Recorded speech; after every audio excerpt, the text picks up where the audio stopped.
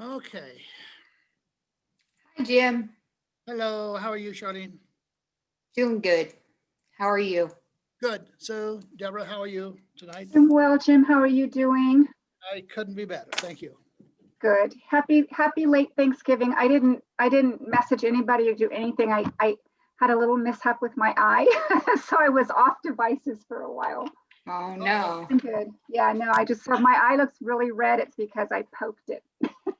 Oh, no. It doesn't hurt. It just looks bad. Well, I hope everyone had a good Thanksgiving, and I Yeah. hope everybody has a great holiday. I'm so Yes. excited that our Measure P passed. Yes. What wonderful, wonderful news I That know. is great. A lot of hard work by everybody. by everyone. Yes. And I hope tonight, Charlene, remind the mayor, I don't know where you are, the mayor, but somebody needs to thank the public. Yes. In fact, I hope the whole council will join in that Yes. and thank the public and point out that we have a committee in place. And although it'll take a while for the money to come in, I don't know, when does it become effective? January 1 or July 1? April 1, I think is when April we're 1. acting. So we'll literally see no money this year, but the public needs to know that because they're going to expect miracles in the next 90 days. But we're going to be working toward that. Yes. Oh, yeah, I know. And I know they will. Everybody will. Yeah, and now we have the resources to do Yeah. what everyone's been crying for.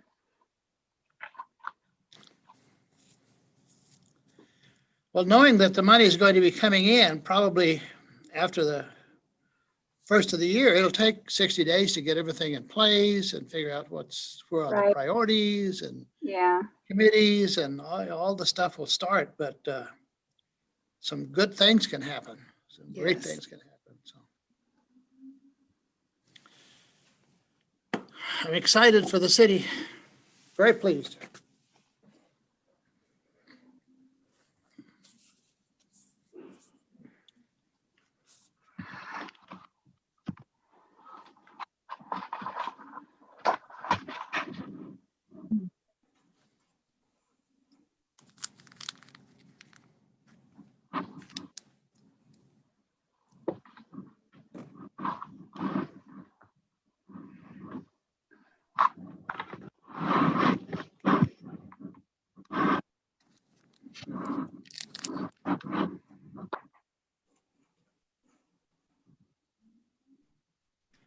This is not a good screen, Deborah, but your eye doesn't look red.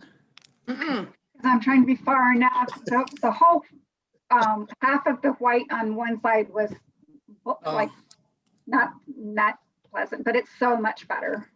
Oh, good. So yeah, I'm far enough away. Hopefully, it doesn't look too gimpy.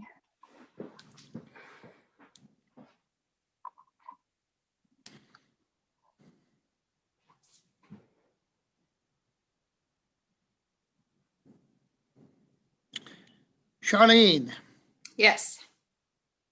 Apple Valley's, who had items on their elections of the desert cities for a sales tax or an increase in funding in any way? Apple Valley. And Adelanto had something. It was a parcel tax. Yeah. Atlanta will get approved? I didn't even follow theirs. I think it did. Did it? I'm pretty positive it did. Okay. Well, I'm glad the people listened and voted for it. It's something that I hate it. I'm not for taxes. I wish we'd have never gotten to this point. Yeah. But once here, I don't know what the alternative was. So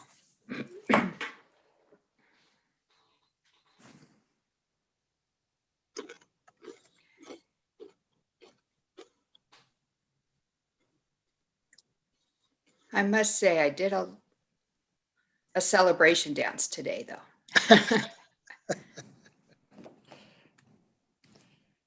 well, I was jumping up and down. I didn't want to admit it, but I was. Me.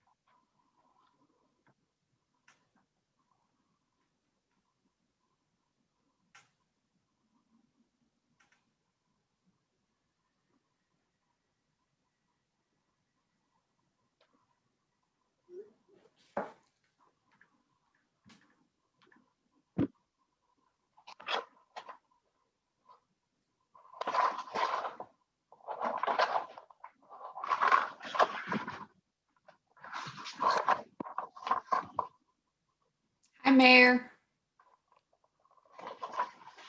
Here. Did you have a good Thanksgiving? Oh, I had a lovely one. Did you? Good. Yes, yes, I did. I had a 2-day Thanksgiving, cooked for 2 days. That's even better. Nice. Yeah. Happy belated Thanksgiving, Mayor Garcia. I was off. I didn't send anybody any messages. I was off all of my electronics for a little while. But I hope you had a really good, memorable Thanksgiving.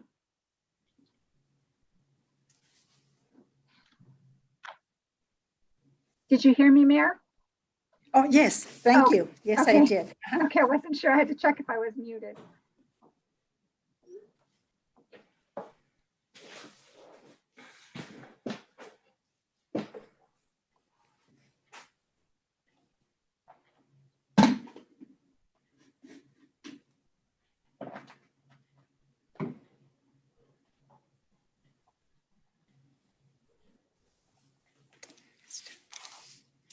Is everybody here? Good afternoon, everyone. Madam Clerk, are we ready? We are missing Councilmember Gomez. She was on, and I don't, oh, there she is. Okay, yes, we do have everyone. So we're okay? Yes. All right, very good. Well, good afternoon, everyone. Good afternoon. It is December 1st, 2020. We're at the end of the year now. And it is now 6 p.m.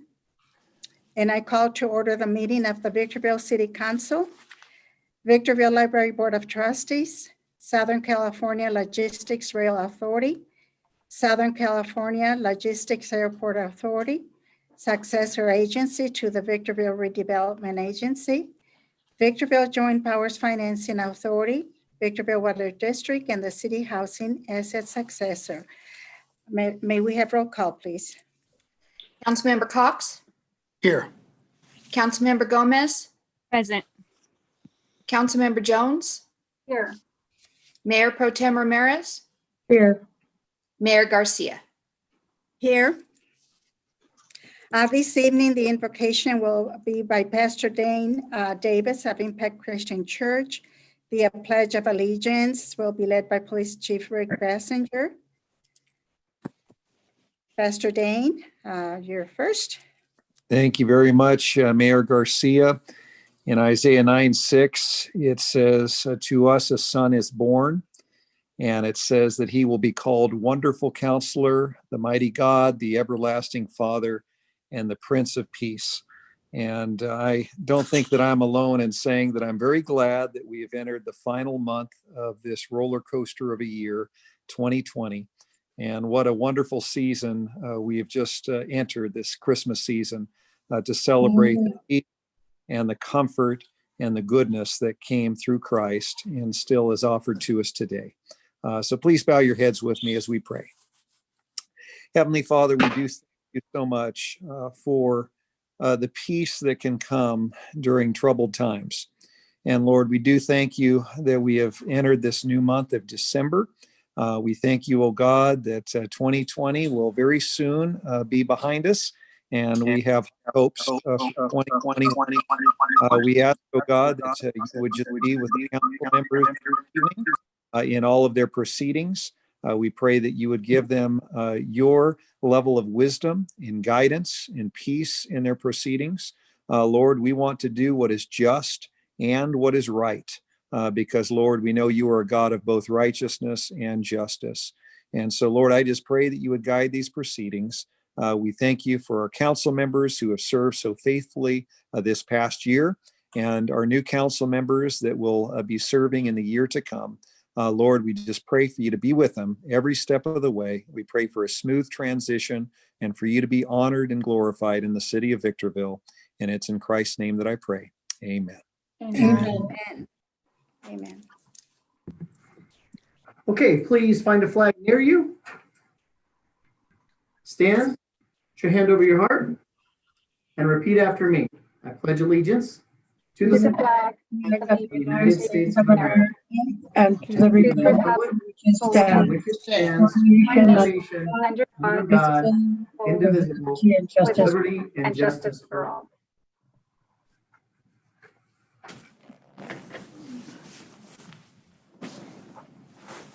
At this time, I will ask our city clerk to present the agenda and any revisions to the agenda, please. Tonight's council meeting is being held virtually on Zoom due to safety concerns related to COVID-19 and to reduce exposure for our community members, city employees, and council members. Our virtual meetings are being conducted in accordance with the Brown Act and special provisions enacted during the coronavirus pandemic. We will continue to hold our council meetings virtually until further notice. We invite members of the public to participate in our meetings via Zoom. In order to offer public comment during tonight's meeting, use the raise your hand feature on Zoom when instructed to do so. When it is your turn to speak, you will be unmuted and allotted up to 3 minutes for your comments. Members of the public are reminded when speaking on a specific agenda item, comments should be limited to that topic. To the extent you want to discuss other issues relevant to the city, those comments should be reserved for public comment section. If you end your comments prior to the 3-minute allotment, you waive the right to speak any remaining time on that item. For future council meetings, you may also submit public comment via email. Your email must be received no later than 4 p.m. the day of our council meetings. If you don't wish to participate in public comment, you can view our meetings on YouTube. Thank you, Madam Mayor. Thank you. Thank you very much. We will be starting with public hearings. And we do have 2 items this evening. So the first one, item number 1, is award of construction contract El Rio Road and Calvary Court pavement repairs and vault lid replacement. Madam Clerk, please read the recommendation. That the Honorable Water Board of Directors approve the notice of exemption and award a construction contract to All American Asphalt in the amount of $279.09 for the El Rio Road and Calvary Court pavement repairs and vault replacement project. Thank you. Council members, you have 3 minutes. If you have questions, I will start with Ms. Gomez.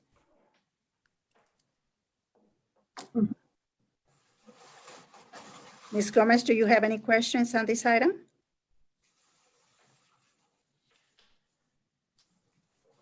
She's not answering, so I will have, There's- I think I just heard her. Yeah.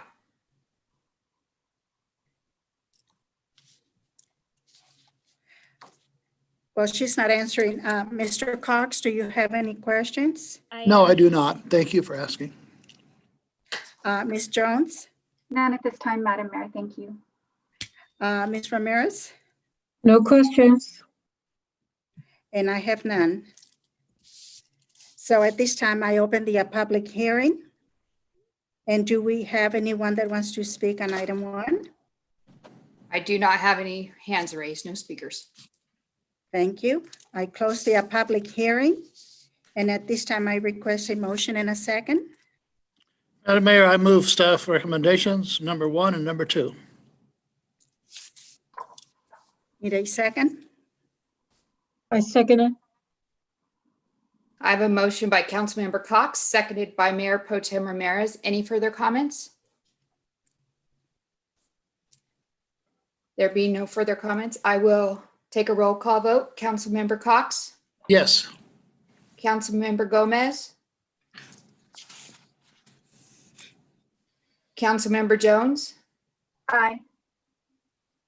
Mayor Pro Tem Ramirez, Yes. Mayor Garcia. Yes. Motion passes with Councilmember Gomez absent. Now we move on to item number 2.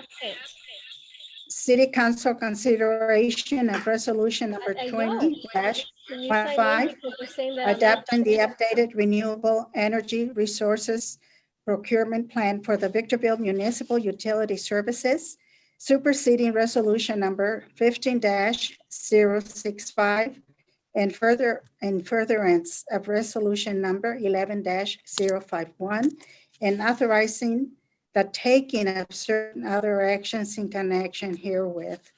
Madam Clerk, please read the recommendation. That the city council conduct the public hearing for resolution number 20-105 and adopt resolution number 20-105. Attachment A to update the renewable energy resources procurement plan, attachment B, and authorizing certain I try to actions speak and ask questions. in Thank you. connection therewith. Thank you. Council members, you have 3 minutes if you have questions. Ms. Gomez, do you have any questions on this item number 2? Okay. I did have questions for the hearing, so for the record, I want you to know that I wasn't allowed to speak. Okay, so that's an unfair hearing. It's prejudice. Why I why said I weren't you was allowed to speaking speak? And I wasn't able to speak.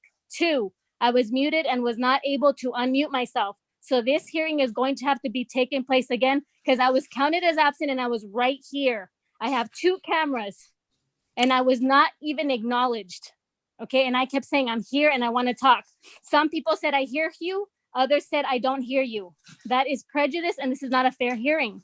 You can't do that to me again and again and again. Well, It's do you not have fair. any questions Yes, on I item want number to 2? talk to the, yes, item number Well, 1, I have a lot of questions. I And you have to guys said I was continue. absent.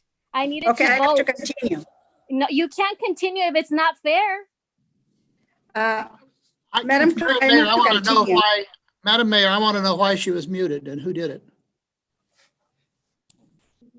Nothing had been said, She no discussion. apparently, she was not muted during that hearing item. I could hear her periodically in the background, just like a word here and there. When I called for the vote, I heard no one. Did you mute muting her, me. Madam City If- Clerk? If you're Not giving me 3 minutes, you keep during her muting time me. to speak. Right here, No. you keep muting me. Okay, so when you hear me going like this, you can't hear me. You Okay, keep muting me. I need to continue. So do you have any questions for item number 2? Ms. Jones, do you You're have any? muting me again. Okay. So I wasn't able to speak on the public hearing. So when that goes to court, we're gonna know why. We're gonna review the video. You're gonna see that I wasn't able to speak. I had Well, you're questions on able to item number speak 1. now. You're able to speak now. How Well- come you're not able to speak before? Okay, who's muting her? Who just Nobody. muted her? She's muted now. How did that happen? Keep her unmuted. Yeah, unmuted. I want to resolve it now before we go any further, Madam Mayor and City Attorney, because the last time I asked some questions, who muted her, and I got no's from everyone, and there was an assumption that she was muting herself. It's not true. We need to resolve it. If she gets argumentative, if I get argumentative, anybody, the mayor has the right to mute, but we hadn't even started. So I want this done right. And everybody I'm sorry for jumping in here. I'm out of line. I understand it, but I wanted answered in the beginning, so we don't go through the whole evening this way. I'm not muted. My understanding is that Councilmember Gomez was not muted by anybody at the city in connection with the public hearing item number 1. That if there was any muting, it would have been by her own phone or her own electronic device. The city was not muting her during the question session or during the comment session. So I'm not sure if that's a problem with her communication system Nope. or not. But now we're on item number 2 and she has 3 minutes to ask questions on item number 2. Okay, let's go to item number 2, if that's okay. So I'm gonna say for the record, I have been muted. I don't mute myself. Every time I try to speak, it says I've been muted and I'm not allowed to unmute myself. So let the record reflect that I wasn't able to vote and I was counted as absent and I've been here all along. I wasn't able to ask anything for the first hearing project and I had a lot of questions and I wasn't able, and now I'm being timed and wasn't able to reflect anything for the next item because this is how unfair and prejudiced this city council has been with the authority of this city attorney. Madam Mayor, I want to speak. I'm sorry it's out of order, but when you ask somebody that got 3 minutes and they spend 2 minutes complaining, it's their own fault. We're on item 2. We should be speaking about item 2. If there's a request to go back and reconsider item 1, somebody can make the motion to do that. Well, I can't even make a motion when you mute me because I can't call point of order and I can't do I'm any not of that. muting anybody. If you don't spend your time complaining, No, it's not complaining. It's, I want to make a motion to reconsider going back to item number 1 because I wasn't able to speak. okay, that's your motion. Okay, is there a second? I I'll second it. second. So I have a motion by Councilmember Gomez and a second by Mayor Pro Tem Ramirez. I'll take a roll call vote. Councilmember Cox, Yes. Councilmember Gomez, Yes. Councilmember Jones, Yes. Mayor Pro Tem Ramirez, yes, Mayor Garcia. Yes, That motion passes. thank you. Now we're on item number 2. So Ms. for- Gomez, What? No, we're on item number 1. Item 1. On- oh, I'm sorry. There was a motion to reconsider item number 1. So we should go back, open the public hearing on, or ask for questions from council members on item number 1 and reconsider that matter.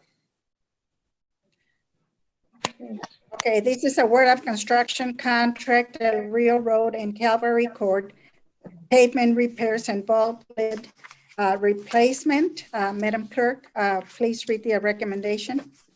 That the water board of directors approve the notice of exemption and award the construction contract to All American Asphalt in the amount of $279,009 for the El Rio Road and Calvary Court pavement repairs and vault lid replacement project. Thank you. Okay, now council members, do you have any questions? You have 3 minutes. Ms. Gomez, do you have any questions? Yes. My first question is, what is the project budget?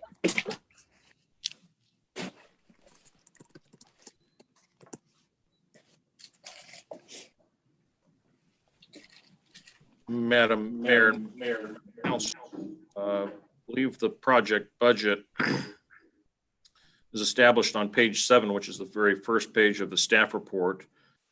This action item, in fact, right under the fiscal impact section, it says this action will result in a fiscal impact of $279,009. That is the impact of this project.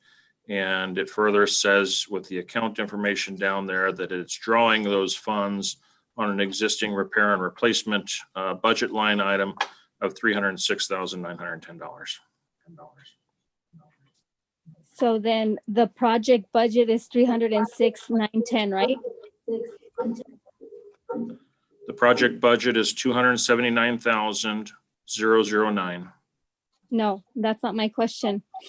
If you read the report, it's saying that we have a project budget amount that would suffice between the lower and the higher ends of 200,000 and 250,000, which means that if we pass the bidding from 250, which would go to 279, it means that we have more than 279 to be able to accommodate the bidding process. So my question is not how much we're going to pass the bidding process, is how much do we have? And you're giving me 2 figures, one that's 279 and the other one that's 306. The budget that we have available is $306,910. The project is going to cost $279,009. Okay, what exactly did staff do to determine the low bid amount? Well, we go through a standard bid process, and typically that involves a scope of work that's developed, that's eventually solicited to contractors. Contractors typically bid in a closed bid environment, then they're opened and announced to the public. Beyond that, there's a lot more detail that goes into the actual review that I can actually have city engineer Mr. Brian Gangler elaborate on that particular detail.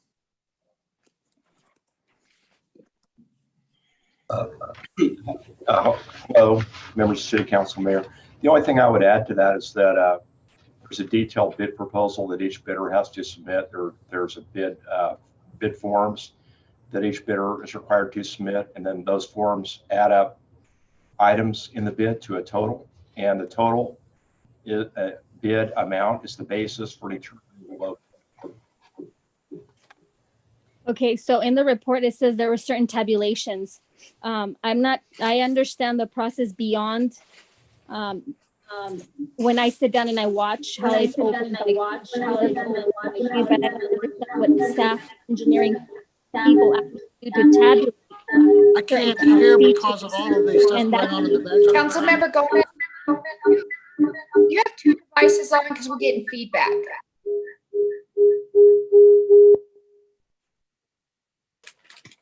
Okay. Okay, so I just want to know what staff literally does with the details of the tabulation. Do they meet 4 or 5 times? What's the formula that they use? Do they use a formula? I'm not asking anywhere outside of the staff what happens. I know pretty much what happens in certain instances because I've witnessed, but I've never witnessed what staff does in tabulating data or forms, and that's what I was asking. It's a pretty straightforward process. The bid items are entered into an Excel spreadsheet just to check the math. And as far as the tabulation, that's pretty much it. Checking the quantities, the unit price, the item price, and then totaling everything up to the total bid price. It's just basically checking the math. Okay, and how often does the city of Victorville do business with any of the current bidders?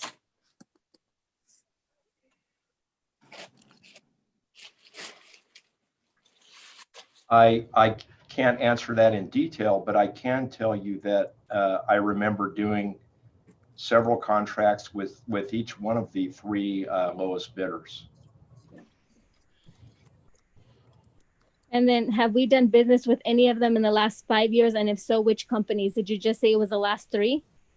I would say, yes, we've done business with all 3 of the lowest 3 within the last 5 years. And how many employees are employed in the engineer department? That's an improper question. Has nothing to do with this. Yes, it is, because it's going to accumulate to my question. If there's only 2, I want to understand the process. How is that irrelevant? You could say there's a handful.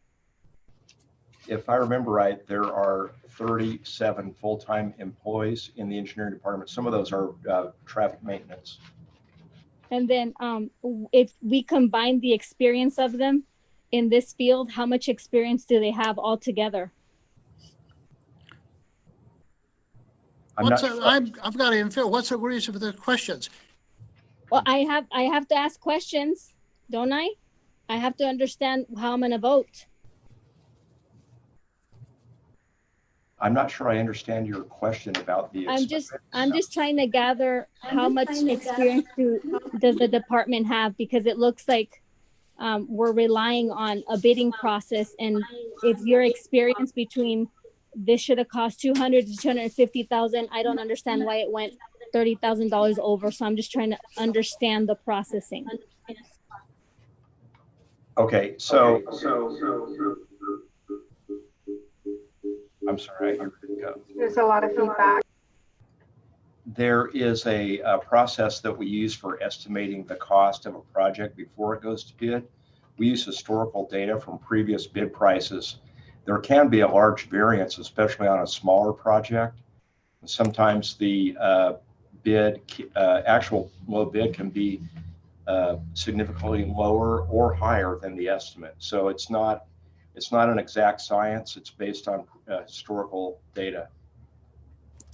Okay, and related to the bidding process, the city of Victorville relies on, I don't know how many years of experience because it wasn't told to me in compilation, but what do the appropriate departments in this case do to mediate the circumstances besides selecting what they perceive would be the current low bidder, which is what you're doing? So again, your time is up. Bidder. Mr. Cox, do you have anything?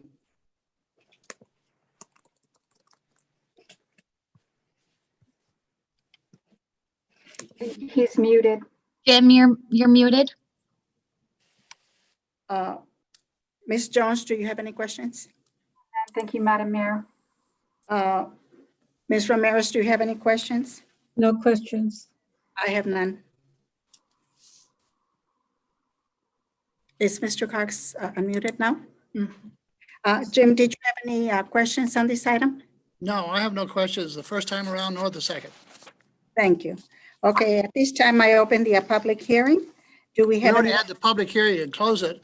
I think on the reconsideration of the vote, we can't, we don't, Mr. Attorney, you rule on this, but the intention was to go back because she didn't have a chance to speak on it. But the council speaks after the public hearing. She does so. Do we have to open the public hearing, Mr. Attorney? That is correct. We do not need to reopen the public hearing. The public hearing was opened and closed, and the item went back for consideration amongst the council members. So it'd be appropriate right now to have a motion second with respect to the staff recommendations and take the vote Thank you. again. Okay. I need a motion in a second. Madam Mayor, I make a motion that we approve the recommendations, both item 1 and 2 of the staff. second,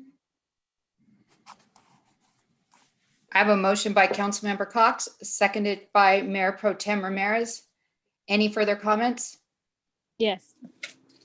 So I'm gonna go ahead and, for the record, I'm gonna ask these questions that weren't responded to. I still need answers. So my question was, in terms of the bidding process, the city of Victorville relies on over an X amount of years, which I wasn't expressed how many years of experience. What does the appropriate department in this case that we're talking about, this item, do to mediate the circumstances besides selecting what may be perceived as a current low bid? My second question that wasn't relayed to was, anywhere in the contract or in any other communications between the city and the vendor, which is All American Asphalt, it's understood, maybe if it's implied, inferred, or implicit, that the vendor will use subcontractors to complete any or all of the road repairs and the vault lid replacement at El Rio and Calvary Project BM 21-046. I don't know if we're going to be using subcontractors. That wasn't responded. And so I want to make sure that the record reflects that I have a couple of things that I would have liked to have answered formally, but the limitation of the time did not allow for this. No I have a further motion. questions. I have a motion by Councilmember Cox, seconded by Mayor Pro Tem Ramirez. A roll call vote. Councilmember Cox? Yes. Councilmember Gomez? Aye. Councilmember Jones? Aye. Mayor Pro Tem Ramirez? yes, Mayor Garcia? Yes. Motion passes unanimously. Now we move on to item number 2. City Council consideration of resolution number 20-105, adopting the updated renewable energy resources procurement plan for the Victorville Municipal Utility Services, superseding resolution number 15-065, and in furtherance of resolution number 11-051, and authorizing taking of certain other actions in connection herewith. Madam Clerk, read the recommendation, please. That the city conduct the public hearing and adopt resolution number 20-105, attachment A, to update the renewable energy resources procurement plan, attachment B, and authorizing certain other actions in connection therewith. Thank you. At this time, council members, you have 3 minutes. If you have questions, I will start with Ms. Gomez. Yes, so pay attention to what I'm going to ask. If you need me to repeat it, I will.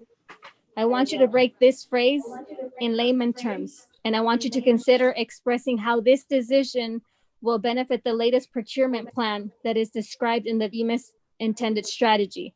The phrase that I'm asking for a breakdown is as follows, and it says, quote, the authority, we're speaking of the POU, to establish a cost limitation which serves as an alternative mechanism for complying with the RPS procurement requirements.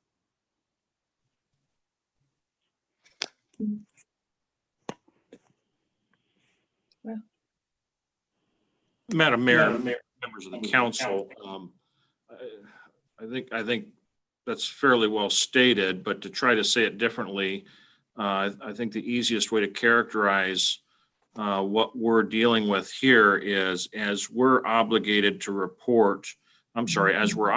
achieve certain renewable energy thresholds, the PUC provides alternative ways to satisfy it, especially for small POUs such as ourselves, where perhaps they have operating losses associated with the attempt to achieve the renewable energy requirements. And Victorville Municipal Utility falls in that category. And we've been relying on that methodology, that cost limitation rule, and it's actually been accepted by the PUC in past submittals. So what this document is effectively identifying is that we're going to continue again to use or rely upon the cost limitation rule to satisfy our renewable energy requirements through period 3. But this document is also showing, as we have renewable energy portfolio requirements for subsequent years, ultimately requiring an eventual 50% of our portfolio being from renewable sources. This document is showing you that we've already made steps forward towards meeting period 4 renewable energy requirements. Okay, does the city know what the cost limitation is? We do. It actually has a number assigned to it, and it's been tracked and applied annually, I think going back to 2013.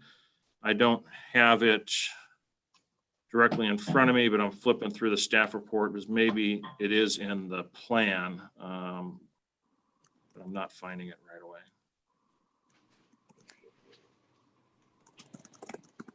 Can we provide her with that information at a later time?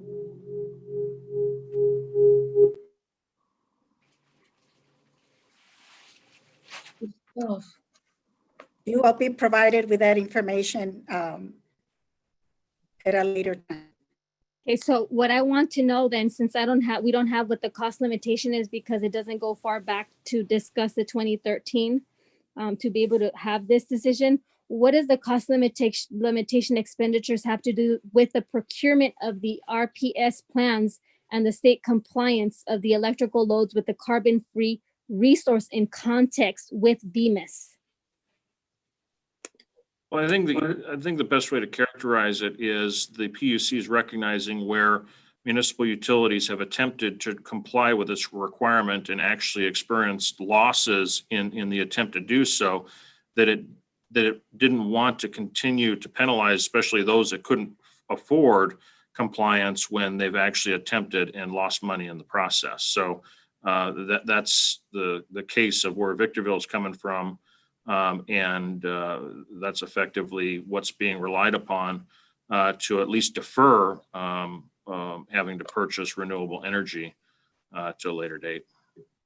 Okay, and how does this decision affect our industrial users and other users that use VMIS as their main source of utility?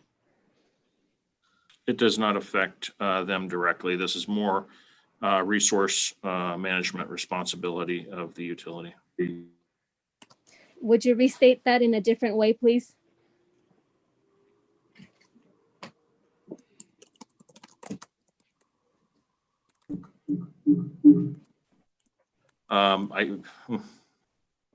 I guess to say it differently, it doesn't affect the utilities directly. It's an administrative responsibility. We have to provide the PUC to comply with this regulatory requirement.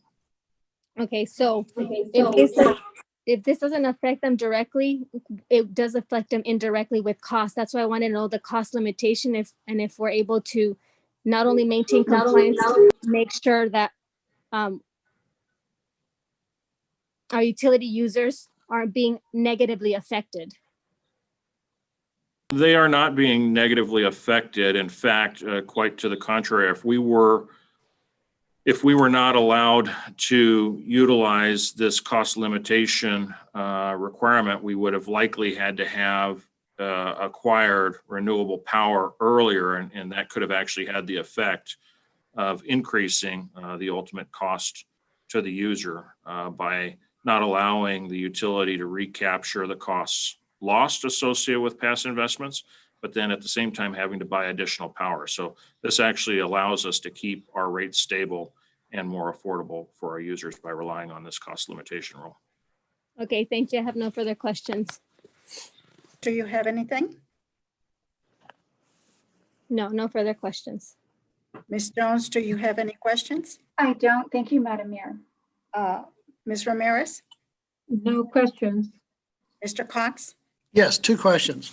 Staff, do people have to subscribe to VMOOS? Can they opt out? And 2, if they do take service from VMOOS, do they pay more or less than the standard rates on the market?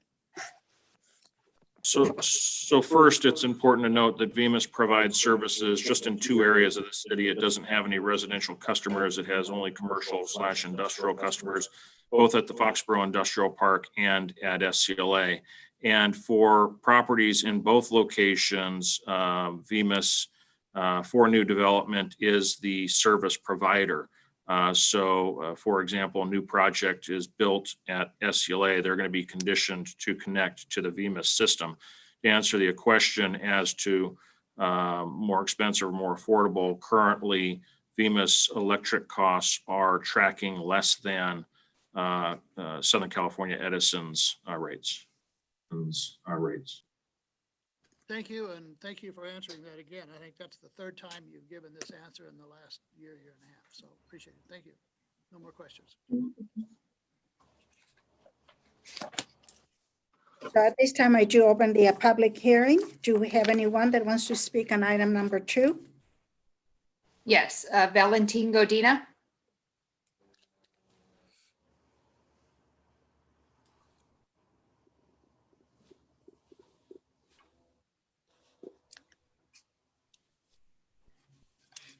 Let's see.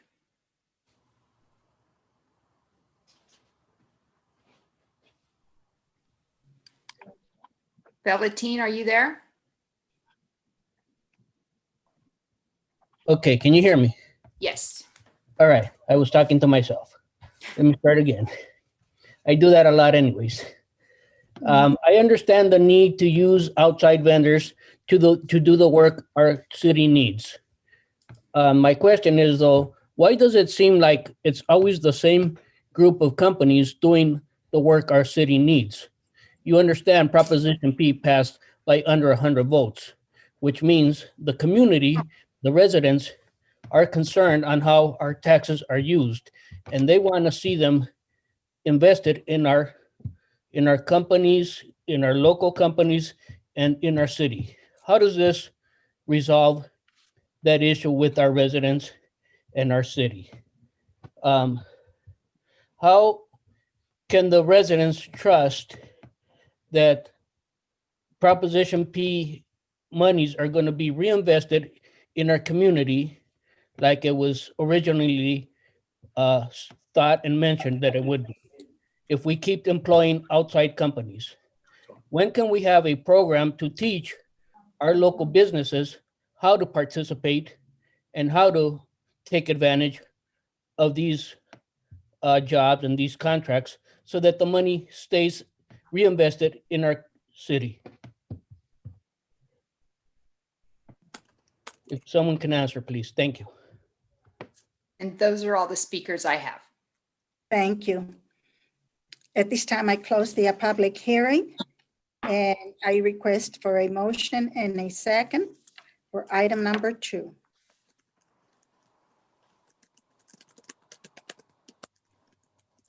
Yes, Madam Mayor. I'm sorry, there is something going on with Councilmember Cox's audio. If someone could check that. Well, somebody must be muting me. Because we could barely hear you. Now I can't hear him at all. So sorry. So if we can have a motion, sorry. Yes, Madam Mayor, I move that the council take action in accordance with the recommendations set out on the agenda. Second. So I have a motion by Councilmember Jones. A second by Mayor Garcia. Any further comments? Yeah, point of order, we're on item number 2. Correct. Correct. Thank you. I have a comment, Madam Mayor. Yes, Jim, go ahead. This is to the city manager. Is there anything in this report, I must have missed it, where we're authorizing a contractor to work on this? And does it involve any contractor that's worked on this before? I thought it was a plan. That's correct, Councilmember Cox.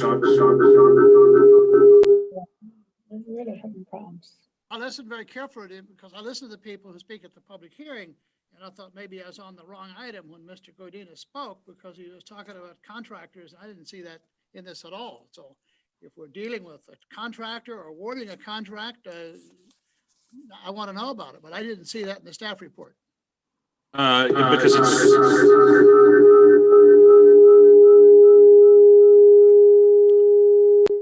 I don't know if I did that. If I did, I didn't mean to. Keith is muted. He had to. Okay, how gotcha. about- There's still feedback. Where's the feedback coming from? I'll leave that to our IT. Because something happened, Jim, I can hear you now, What? but now Keith is getting feedback. how about now? You're good. So to answer the question, Councilmember Cox, yeah, you're correct. There's no mention of outside contractors in this particular item. In fact, just looking at the formatting of this document, I'm fairly convinced that this document was produced internally by staff. And it has, it's very specific in detailing how we intend to satisfy our energy, renewable energy requirements. So yeah, I think those comments are either misguided on this item, maybe more related to another item on the agenda. Madam Mayor, that the reason I ask a question is we often have people that speak improperly and we don't answer, which the general public that's listening in go away wondering if the people who ask the questions have made a mistake, they're on the wrong item, or if they really are asking valid questions and we're refusing to answer. And that's why I have said before, if we don't answer them during the public hearing, we need to answer them at the end. I read this very carefully. This is a staff-produced document. No contracting was involved. It needed to be clarified, so my apologies. I have a motion by Councilmember Jones, a second by Mayor Garcia. A roll call vote, Councilmember Cox, Yes. Councilmember Gomez, Aye. Councilmember Jones, Yes. Mayor Pro Tem Ramirez, Yes, and Mayor Garcia. Yes. Motion passes unanimously. Now we move on to consent calendar. Consent calendar items 3 through 12 can be approved with one motion unless there is an item that needs to be removed for discussion. I have a couple of questions on item 3 and then also for the item for the minutes. Which item is that? The item on the minutes, because we're on consent calendar now. So item number 3, and then the one that talks about approval of the minutes.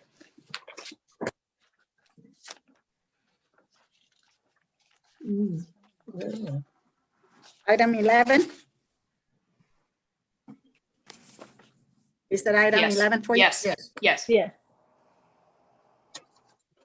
Yes. What's your question? So my question for item number 3, the first question is, how are these pieces of paper / documents? So I see there's a site map, there's different types of maps with a lot of lettering and a lot of mapping. How does the council interpret these for food for thought for tonight's agenda item? The second question, also relevant to item number 3, is what are the steps between the city and the developer for this to be accomplished? And then we receive it at city council level. And for number 11, my question, well, it's more of a comment. It's structured as if I abstained or didn't vote for many items, which is not the case. So I'm not going to be voting for that particular item, which is 11 in favor of.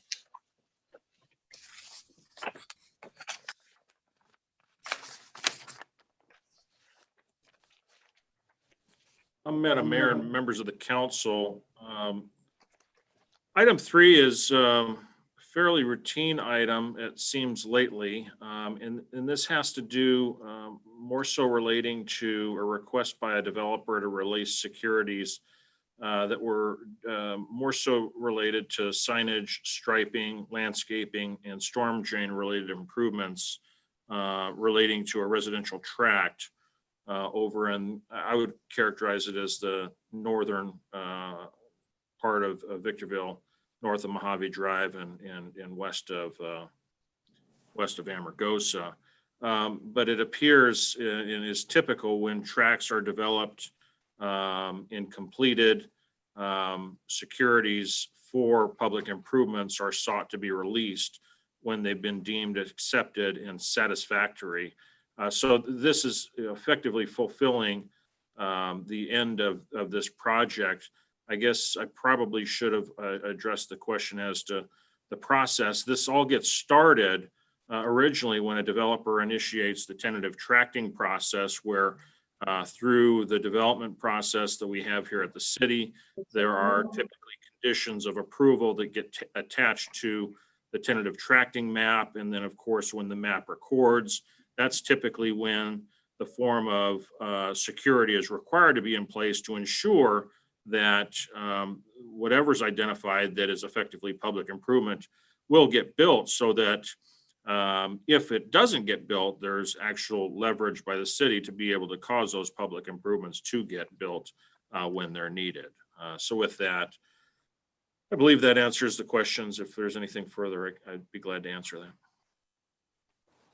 that. Yeah, and my last comment is on item number 11. There's a lot of errors saying that I did not vote, but I want to reflect and let the record know that I was muted, and on many of those occasions I wasn't able to speak, and it was not of my own will. I always want to participate, whether it's a yes or no vote, and this is not reflected what was happening through the video recordings through COVID-19 and many of them as well. I don't have any further questions or comments.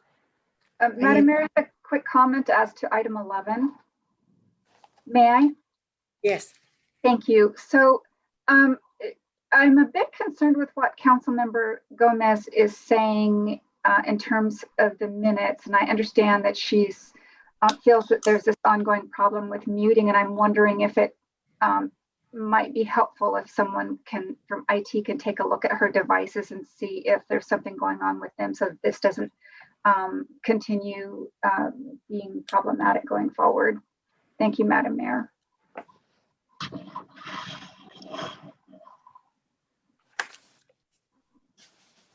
Anyone else have any questions or comments? I do have a question, Madam Mayor. I Yes, suppose it's a legal question. If a council member takes issue with the minutes, and I realize the minutes can be adopted by a majority of the council, does a council member have the right to add an addendum or a separate memorandum to clarify their position or explain why they did or did not, or why it was believed they did or did not vote? Or do the minutes stand on their own? Typically, the minutes would stand on their own. I don't see a problem if the Councilmember Gomez wants to add something. She could supplement the minutes with those comments, but they're already on the record. So the vote should be on the minutes as they stand. And my understanding is that Councilmember Gomez has indicated already that she will vote no on item 11. Oh, okay. All right.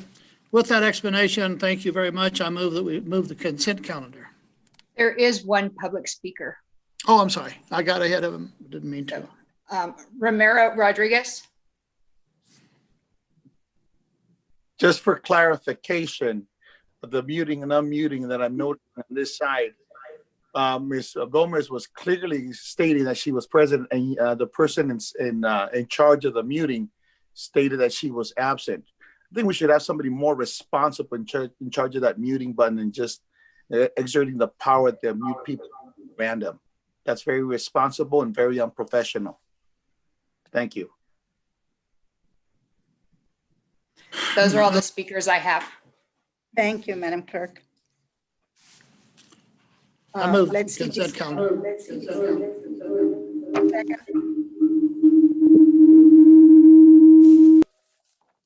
I have a motion by Councilmember Cox, seconded by Mayor Garcia. I'll take a roll call vote. Councilmember Cox?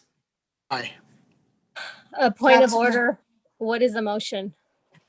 To approve the To consent calendar. approve the consent calendar. You Then I'll could, make- you can have your number 11 as a no vote. We don't have to take a separate motion. Okay, well then I'm gonna make a subordinate motion because I want it to stand out.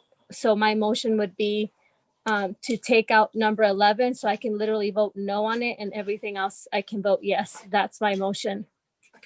For the record, we can say you voted yes with exception of item 11. I know, but there's a motion on Okay. the floor. Is there a second? There be no second, that motion dies. Councilmember Gomez, No. Councilmember Jones, Aye. Mayor Pro Tem Ramirez, Yes. Mayor Garcia. Yes. Motion carries with Councilmember Gomez voting no. Now we move on to written communications. The library access alternatives. Recommendation that the Honorable City Council receive and file the City Library Access Alternatives Report. And I will have Councilmember Cox do the presentation. I only have one comment. I read the matter. One of the great things about these items that we do it publicly, but one of the difficult things that happen is that we give notice to people that we may want to acquire their property, which they run out and triple and quadruple the price. So I hope that the city council will recognize that there's more than one access to the library. And the access that we should study would be the one that they donate to the city. They can put a value on it, write it off the taxes. It serves a public purpose. It serves the city.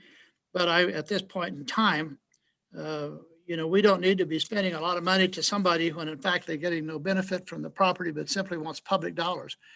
We need the road, we need the access, but we currently have two roads that go to the library. It's easier to come off 7th Street. It's easier to come off of if you put it on this one little road that goes by Circle Drive, the next thing is to build a signal. And if you go down to 7th Street at Victor, there is a signal, and they can go through Circle Drive. I've talked to a couple of the owners. There hasn't been an offer that if you will donate the right of way, the city will improve the street. Heck of a advantage to the property owner, heck of a tax write-off, and heck of an advantage to the general public. So I hope the council will keep in mind that there are some options rather than condemnation, which is distasteful to most everyone. That's all I have. Thank you. Thank you, Jim.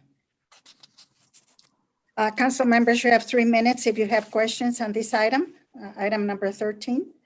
Ms. Jones? Yes, thank you, Madam Mayor. Mr. Metzler, when are we expecting to get the library master study plan back with recommendations? Madam Mayor and members of council, I believe we're envisioning in February timeframe of next year. I'm going to allow myself to be corrected by Deputy City Manager Janelle Davidson in the event I'm wrong.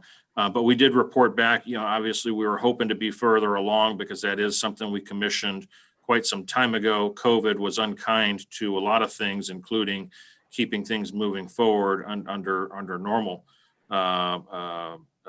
timeframes or schedule. But just to make sure that I'm not saying the wrong date, I'd like Ms. Davidson to at least confirm whether or not February is the envisioned timeframe.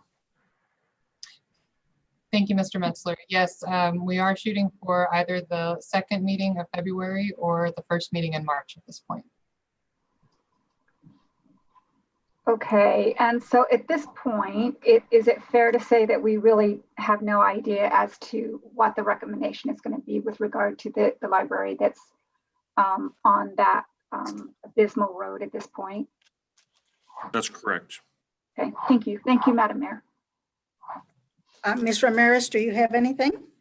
Yes, I would like to have someone list for me all the options if there is no possibility of the road that is so deteriorated that if you come off of 7th Street without knowing that you damage your car. So I would like something to be done to save the public for the question of safety, both for themselves and their vehicle because of the condition of that road. So if it's being put that either they donate or never donate, as a city, I cannot understand the lack of progress in that you are not considering the safety of your own residents, nor a fair and safe transportation of anyone getting off of 7th Street going to the library. So what are all the options and what should be done to protect people from taking that? When I took it, I just assumed it was a city road, just like everybody else. And suddenly I find myself in holes with my car going from one hole to another. I was astounded the city did not take care of it until I found that it was private. Now, how long is it going to be? Whether that road is going to be available or never available? When are you going to consider the rights of the residents to travel safely on the roads of the city of Victorville? So I want a list of options that would conform to the question of safety in transportation to be provided by the city of Victorville. I find this terrible. I find this inconsiderate, and I cannot understand how many more years you're going to go about when people want to go to your library who do not know the city of Victorville, who turn at that corner and find themselves in a predicament. I think it's an embarrassment and it's shameful. So I want a list of all the options that would make it safe for anyone to travel to the library. Learning is number one. Education is number one.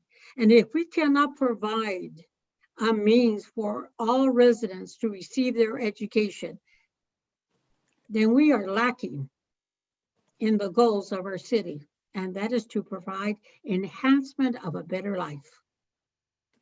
So I would like someone to tell me, what are the options? Thank you. Madam Mayor and members of the council, certainly this is an item that ultimately can allow for the council to provide direction. If it's not the options as illustrated in this staff report specific to options 3 and 4, which are what are being used as the most direct routes to the library through private property.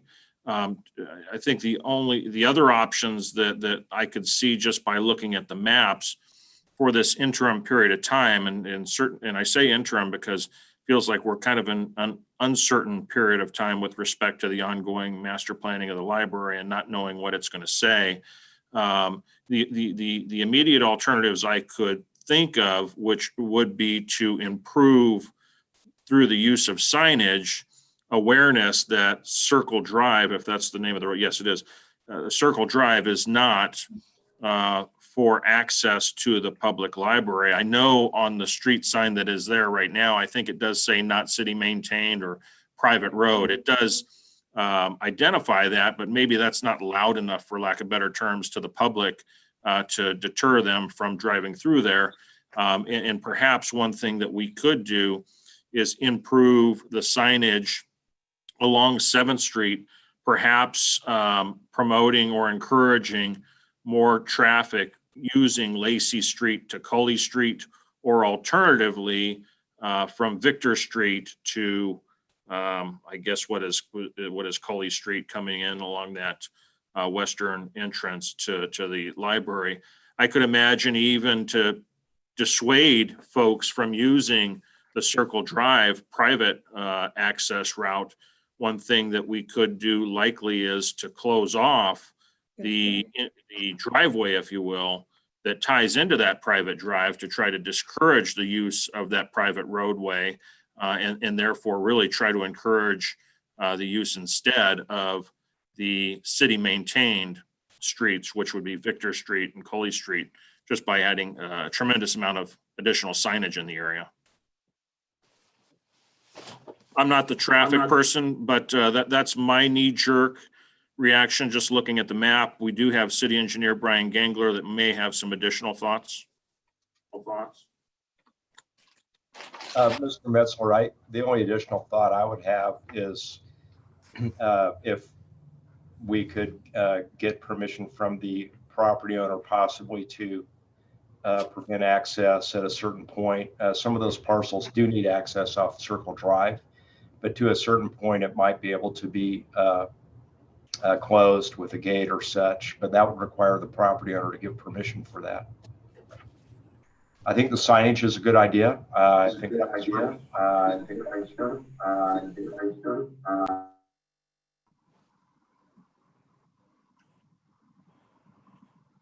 So if I can just expand on my understanding of what Brian said, if I'm understanding you correctly, just for the benefit of the council and for the public, I think what you're suggesting is to further discourage the use of Circle Drive as it T-intersects with 7th Street, which is right there where the Winchell's is at, causing some gate to be installed to prevent access further beyond the Winchell's. I would imagine you still need to preserve access into Winchell's. But from a reasonable point beyond providing access to Winchell's, getting a gate to prevent further access beyond that point. Therefore, then vehicular traffic would be forced to use either Victor Street or Lacey and Cully.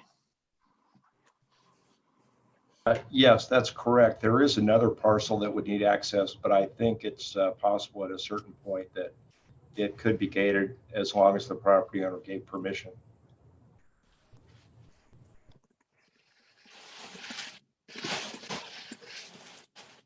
Question?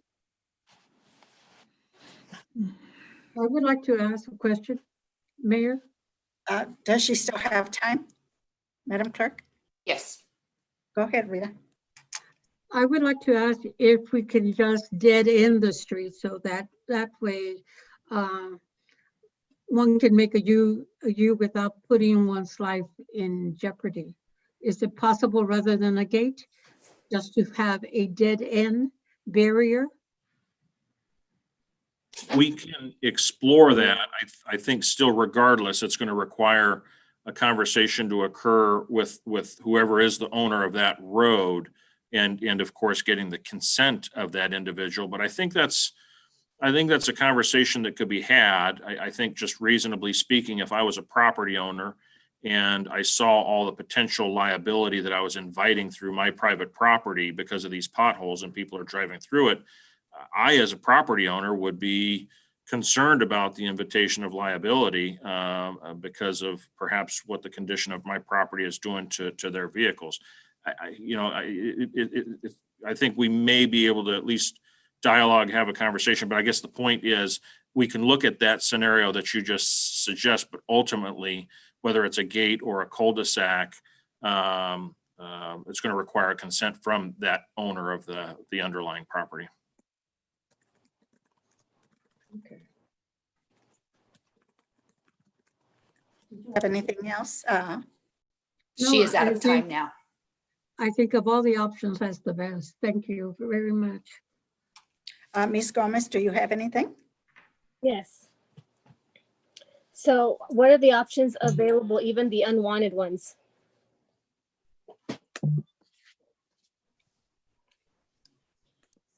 Based on this conversation, it looks like we're going to look closely at how to improve signage along 7th and perhaps along Victor, Cully Street, Lacey Street, to really try to improve the awareness that if you want to get to the library, vehicular traffic should be using those roads to get to the library. And we can obviously manufacture the signs. That's not the issue.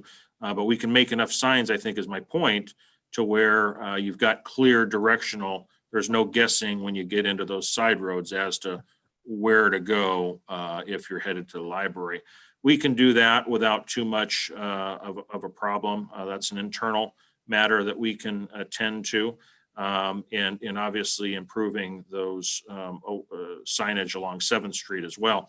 I think beyond that, we can at least have a conversation with the underlying property owner of that portion of Circle Drive to really try to encourage permission to either put in a gate or some kind of cul-de-sac improvement so that it further prohibits traffic going further into that private property, subjecting themselves to damage.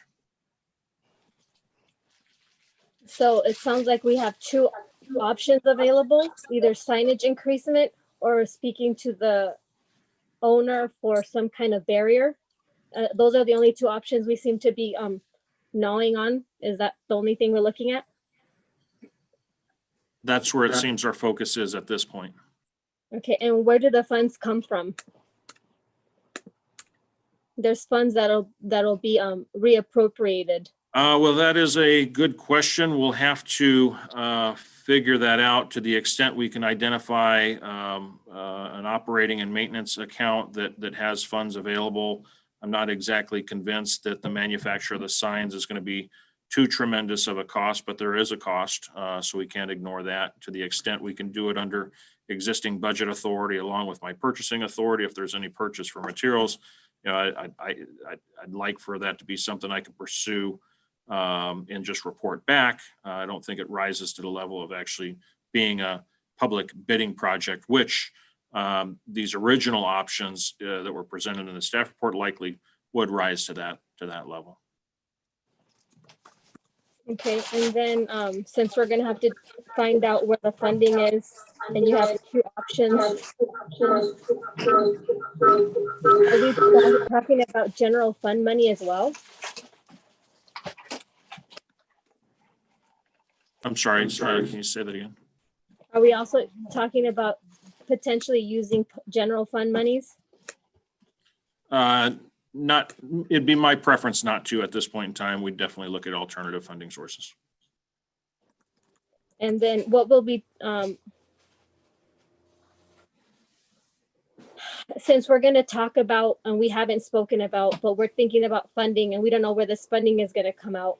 Are we going to get a report back finding out what types of fundings we're going to get, or is this done? Are we going to get reporting? Must there be a motion? How is this going to be approached? Because it seems like this is file. This is receive and file, which means no actions taken tonight.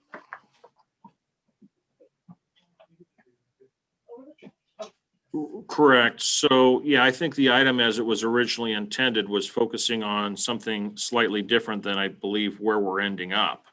And so to answer the question, my vision, believing again that it's within my existing purchasing authority, and to the extent there's budget availability somewhere in one of our operating funds, I'd like to be able to just move forward and consider the improvement of signage. That's something that's really kind of an operating element anyhow that we do on daily basis with signs. So to the extent I can take that on myself, you know, my vision would be if it doesn't exceed purchasing limits or the budget, I would report back to you whatever it is we did, including any conversations we have with the property owner as to either closing it off with a gate or some kind of cul-de-sac. Okay, and can the city convene with the other party to bring a type of CFD LMAD concept for maintenance and operation?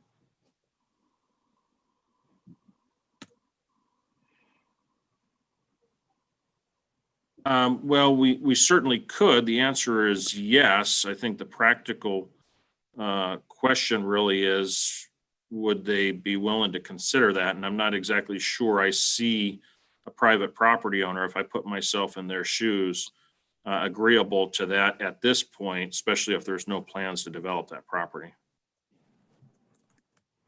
Okay, since it looks like you're making a decision to bring back a reporting of sorts, how long can we have that reportage? Will it be an open session like this meeting? Would it be in a memo type? What can we expect to see and how long? At this point, I don't know. This is a concept literally that we've just discussed, hadn't been thought out in greater detail than what is discussed. But the vision that I have right now is to report back to you in memorandum format advising of where we're headed and perhaps even what we've done.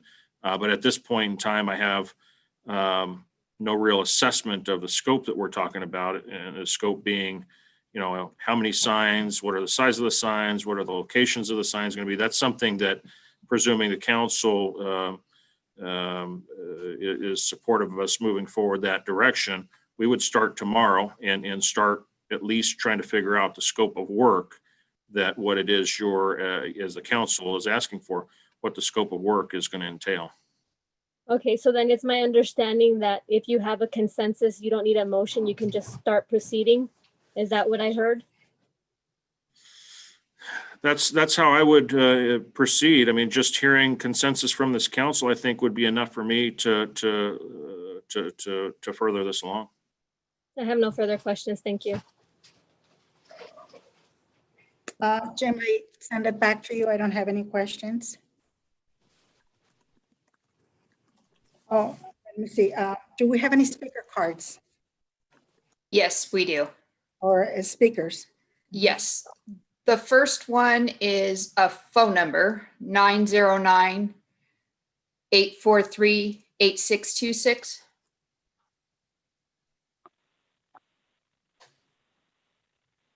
Hello. Hi. Hi, can you hear me? Yes. Hey, this is Ruth Cordova.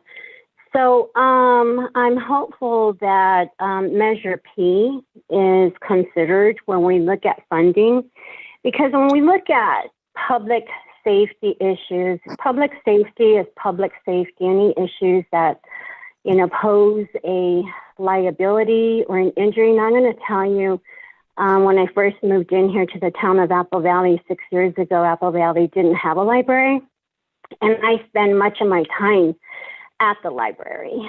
And so here I get on my 1,100-pound motorcycle. And for my first time, I'm riding down to Victorville's library.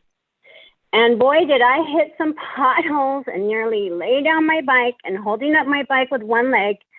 And I spent like $1,500 on my front forks, messed up my front rims, got a flat tire, and here I am pushing an 1,100-pound bike, dodging one pothole after another in that street. I know what road you're talking about. And pushing a bike with a flat tire and a damaged rim and damaged front forks. Then I have to call a tow, and a tow it took 2.5 hours for a flatbed to arrive. And there I am by myself in that wonderful neighborhood waiting for a flatbed. And I didn't know anything about that neighborhood then, but I certainly found out. So I'm hopeful that Mr. Metzler and the council consider, if you're going to put up signs, make sure that motorcyclists can read it, that they see it, because let me tell you, I could have got hurt. I could have been injured. And this is much more than your car. We're talking about bodily injury, and you're talking about huge liability. And so public safety is, keeping the public safe. And so let's think outside of the box, and I'm hopeful that you use those funds and you consider using those funds for issues like this to protect the life and safety of the people. Thank you very much. The next speaker I have is Ramiro Rodriguez. Yes, about that road, it's been coming up so much. I just like to say we have to, as a city, as a people, as a group, we have to set our priorities. What's more important? There, we're talking about a few $1,000s. We're talking about people making money on the property, putting signage so they won't go through it. We spent $30 million on one lawsuit, $4 million on some fine, $3 million here, $1.5 million there, and we can't come up with a couple $1,000s to fix a road to alleviate somebody crossing to get to the library. Whether shut the road down or fix it or buy it. And you're talking about money, the general fund and everything. We pay $66,000 for elite people to go play golf. You know, we really have to set our priorities straight. What is important to the city? What matters to the future of the city? Who's actually going to go to the library? Who's really does it affect? And it's all about money. But there's really no shortage of money when it comes to fines or paying. What did Jim call it? A settlement. You know, for $19.6 million plus $11 million in attorney fees. But a few $1,000s for something like this, which enhances the future of our citizens.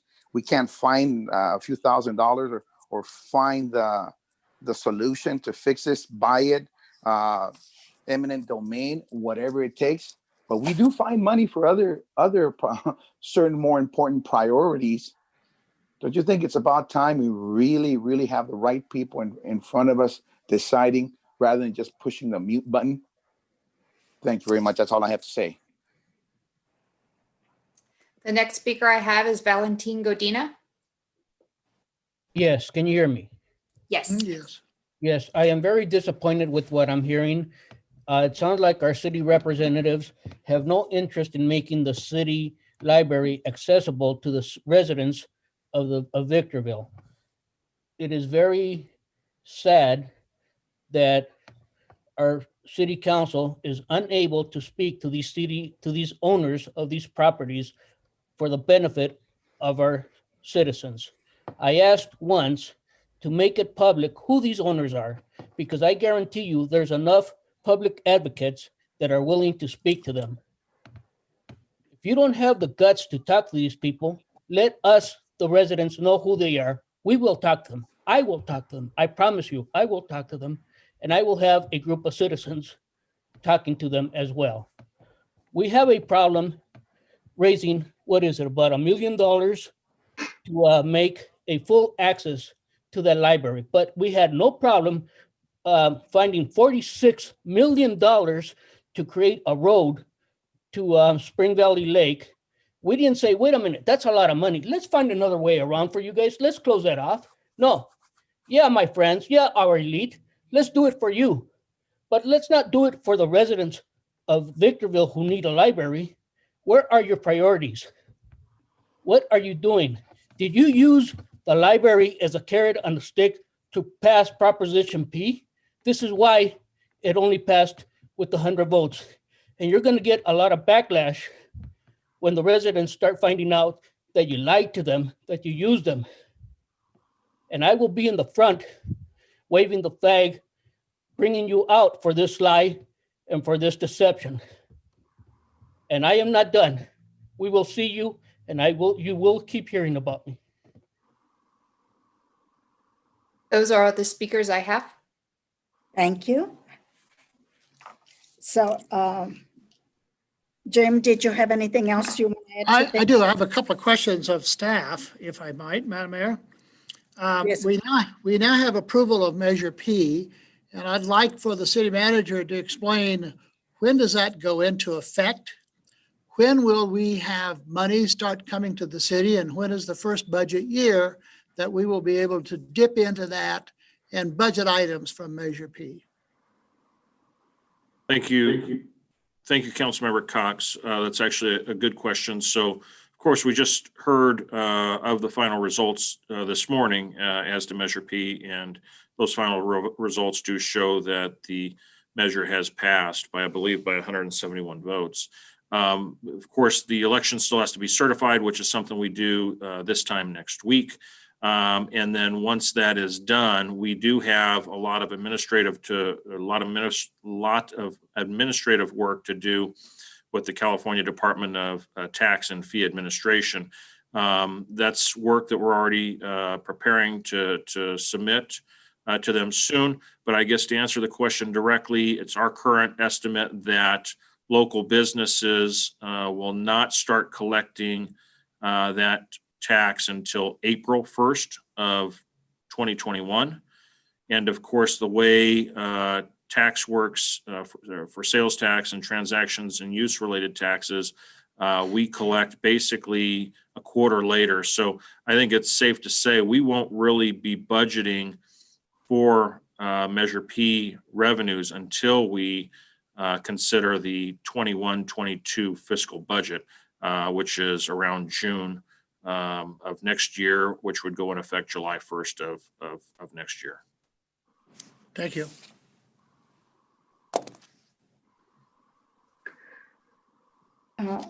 Is that all you had, Jim? Yes, it is. Thank you. Madam Mayor, I have an additional question if I have time. I believe I have time remaining. Yes. Thank you. May I, Madam Mayor? Yes, go ahead. Thank you. So, Mr. Metzler, we've heard from an audience member about priorities, and that's I believe important to every council member here. Will you please correct me if I'm wrong, because I'm also not about putting the cart before the horse. Is it most appropriate to wait to see, in terms of maybe expending upwards of $500,000, is it most appropriate to wait and see what the recommendations are going to be on the library master plan and what actions, if any, the council may take pursuant to that plan? Madam Mayor and members of the council, the answer to that is yes. And actually, the way I see it, based upon the staff report, is, and I think these numbers are very, very conservative, but as I see it, if we were to move forward, we would be recommending, moving forward with 3 and 4, which is closer to $1 million in total. And it's our opinion professionally that at this point in time, considering where we're at, spending that kind of money right now would be what I would consider frivolous, because we don't necessarily know what the master plan is going to tell us. And the master plan may tell us something completely different. Not trying to presuppose what the master plan is going to say, but let's assume there's a recommendation in there that says, you know what, the library demands for this city are huge. And quite honestly, when you look at the whole costs associated with building that facility that this community demands, it's not at that location. And in fact, it may be more cost effective to find an alternative location, a different type of facility, maybe even building new. Again, I'm not trying to presuppose, but I think those are realities you have to consider being possible. So I bring that up because, when looking at this item, we see it more so as a question: do we spend $1 million right now? And then for what? Find out that we're investing in something else to satisfy our library needs in, say, a year or 2 years from now. That's why staff would be very hesitant in recommending. In fact, staff is hesitant in recommending moving forward with these options 3 and options 4 right now, until we know where we're headed in terms of the real needs based upon the study that we've employed. Okay, and then just to confirm, this is not an action item this evening. No, it's not. Okay. All right. Thank you. Thank you so much, Madam Mayor. Thank you. I think everyone has spoken, and it is at the discretion of the city council, so there's no action on this item, correct? Correct. I have a question. Uh, Why, may I ask a question? Yes. Mayor? We're not talking about $1 million. We're talking about signage. So where is this going? In regards to what options were given to us and the options that were mentioned, we're not talking about $1 million. We're talking about safety.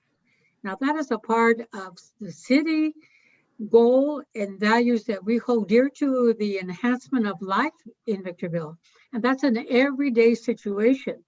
I do not see why signage is being placed in the same balance as $1 million being spent in items 3 and 4 or options 3 and 4. I'm talking about people getting hurt. And I think that in regards to what has been said, it can be done without major costs, and yet save people, and people are still able to go to the library. Secondly, hasn't anyone ever thought about having a community library to also help those in areas of great need? People who live in that area generally do not have the means of transportation. There is an elementary library a little distance from that library that helps those children who are wanting to learn and who need the extra help, who are bilingual. Therefore, I cannot see the non-existence of that particular facility, rather than it should be taken care of so it is safe, not only for the visitor, but for the resident and for the person who's going to be visiting and using the library. So I do not see it in the same sense that this is a part of waiting until March or April and the budget goes into place until July.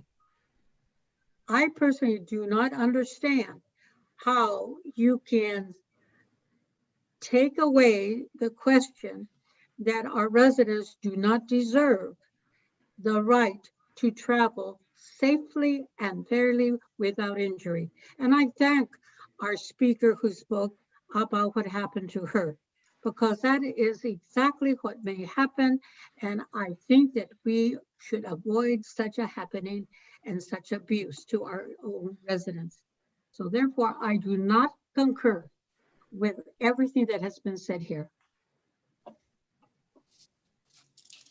Madam I Mayor, have comments members too. of the council, just so that I'm clear, there's two separate paths. There's the path that was discussed in the staff report, and in the path that was discussed in the staff report, I think was suggesting, resulting from the request for this item to be put on the agenda, that alternatives 3 and 4 would speak to the question we were discussing at the last council meeting, and that's where I was speaking to with respect to the almost $1 million.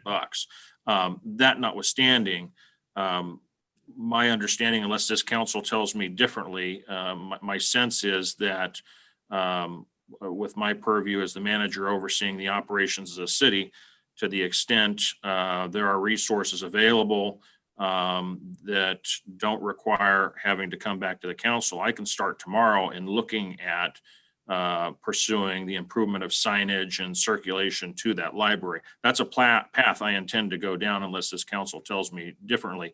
That's not something that's in the staff report, but that's, I think, yielded more from this collaborative conversation we're having.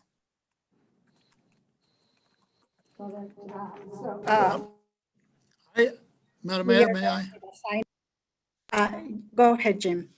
Well, I agree with Mayor Pro Tem Ramirez. We have an issue now that we need the signs. And I think that, as Keith said earlier, as the city manager said earlier, although it's not a formal action, and this isn't for a formal action, when he clearly understands consensus from the council, he can move.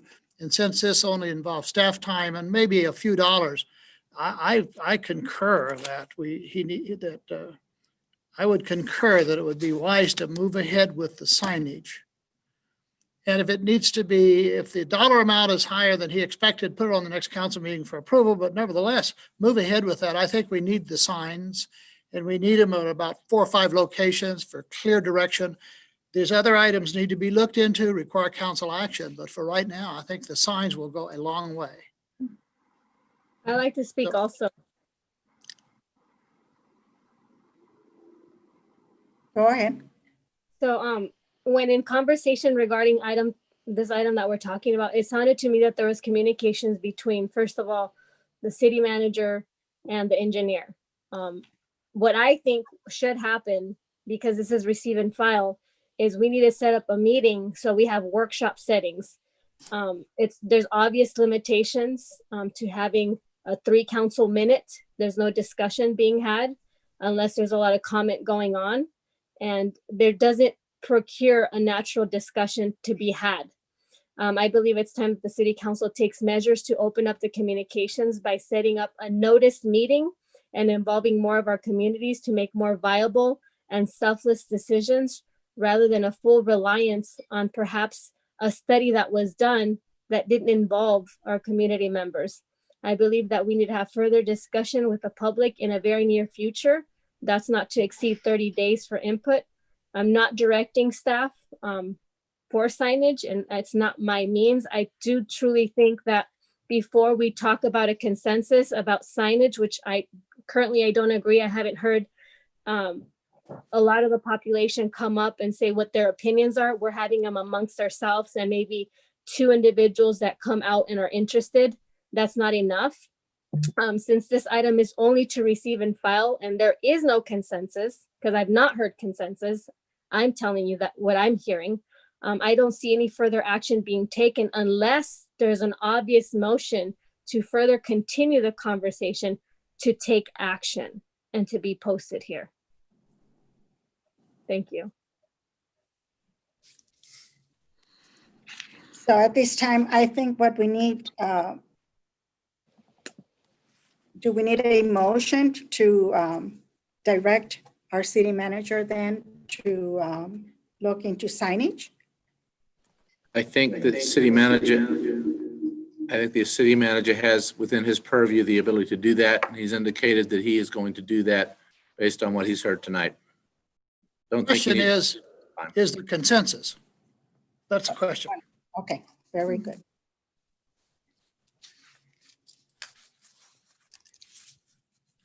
What does that mean? Do we need to discuss anything else further or just, that's the end of that? I think it's time to move to the next item. Thank you. Well, I have one question, I'm sorry. We've heard from one council member that they don't want him to move ahead with signs. I do, Mayor Pro Tem Ramirez has, and so we haven't heard, or I didn't hear specifically from you and Ms. Jones, do they? object? I would not object whatsoever to Mr. Metzler. Then- it- Okay, And I'm in The favor. the record show that you have consensus. We need to, I agree. Thank you. So now we're on item number 14, condition assessment of sewer force main. Madam Clerk, please read the recommendation. That the city council approve the consultant professional services provider agreement with Pipeline Inspection and Condition Analysis Corporation in an amount not to exceed of $100,716 for the condition assessment of sewer force mains. Thank you. Council members, you have 3 minutes. If you have questions, Ms. Gomez, do you have any questions? Yes, so I'm presuming that this somehow happens to be perhaps typical, but it doesn't sound like it is. Some of the wording makes it look like that. So why are we initiating that assessment? Is it conditioned upon bringing this structure up to par with standards that probably don't meet or don't cause any safety to our community members? Madam Mayor and members of the council, it's a technical inspection of a force main, which is located in the northern part of Victorville, Stoddard Walls Road area out by the MRF. The materials recycling facility. And this is effectively to establish a baseline sense of the physical condition of that force main so that we can determine whether or not there are immediate repairs needed or if the condition of it is good enough, but also requires maintenance, upkeep, physical improvements later on the road. It's basic. I think the best comparison is we did something similar when we did the assessment of all the sewer lines throughout the city. You go in and inspect, in this case, the force main and identify how it's functioning, how it's working. Is there any deterioration to that piece of equipment? And then you develop a plan to start doing the maintenance to it or the repair and the replace of it. So absent this kind of assessment, you really don't know where to begin, or you don't even know if you've got a problem to attend to keep it functioning. Okay, so when was the last time that the city did an analysis or an assessment on these types of sewer main lines? Or is it just taken up piecemealed? Or what prompted the city to condition an assessment at this time of the year? This is just a singular force main system at the very north end of town. So we've already completed recently, and I think that was about 3 years ago, we did a condition assessment of the entire citywide system.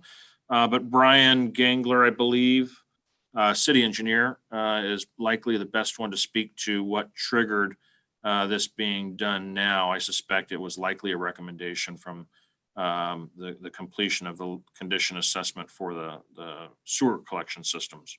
But I'll let him speak to this specifically.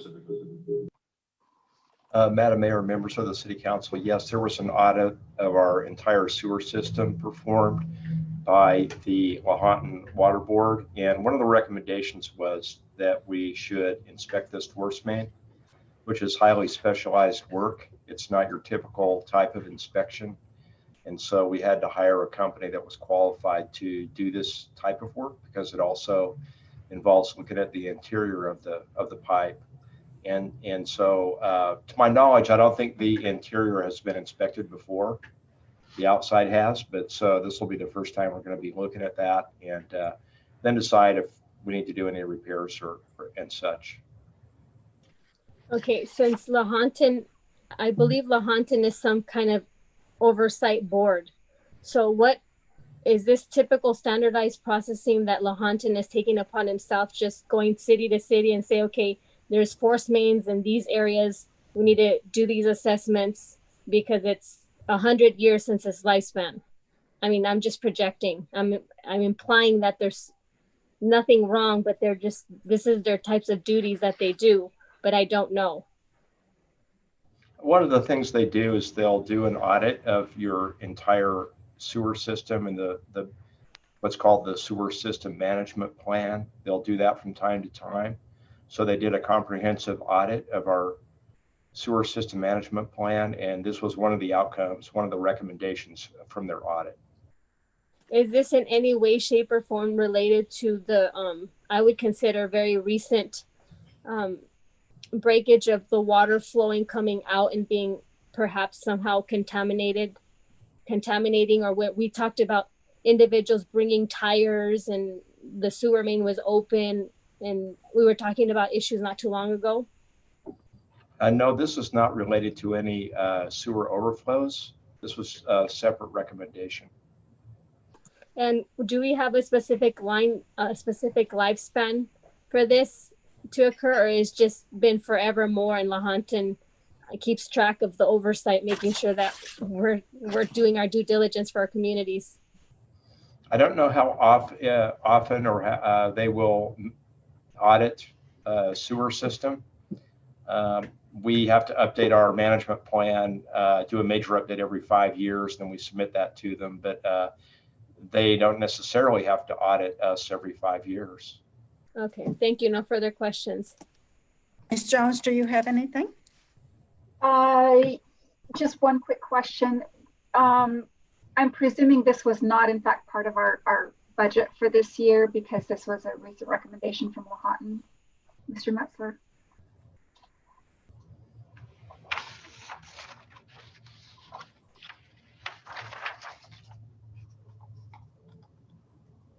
I'm going to allow Mr. Gangler to answer that more specifically because it likely involves an answer that comes from what he actually programmed into that particular sewer main infrastructure account. It looks like we've got an account that's budgeted to accommodate this particular expenditure. But Brian, was this in mind when you put that budget account together?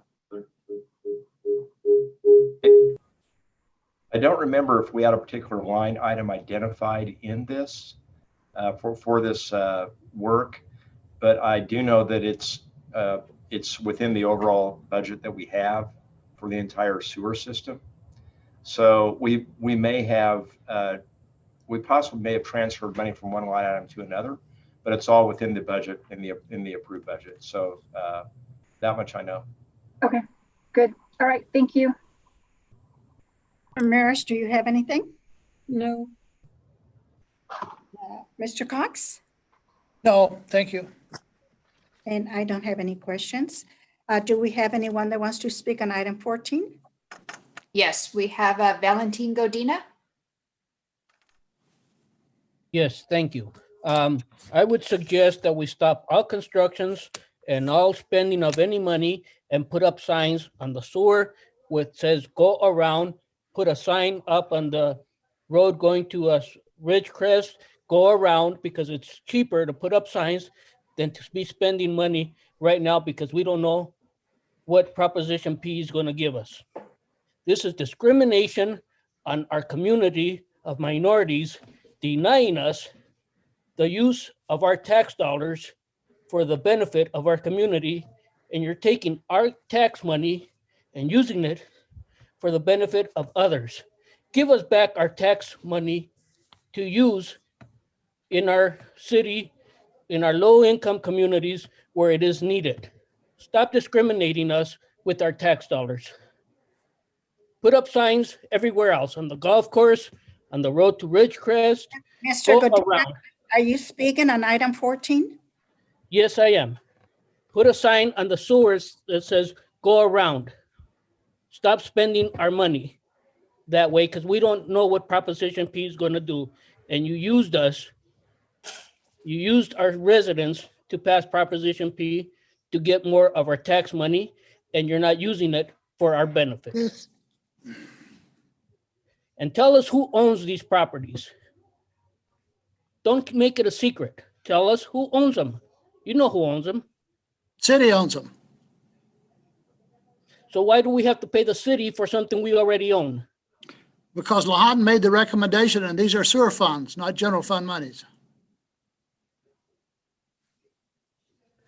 What about the rest of our money? For how many years have you been in charge of the library and never put a cent into it? You That's say not you do, the but you question. don't have the proof In to it. item 14, we're on item 14. Okay, I'll talk on public comment. Thank you. The next speaker I have is Ruth Cordova.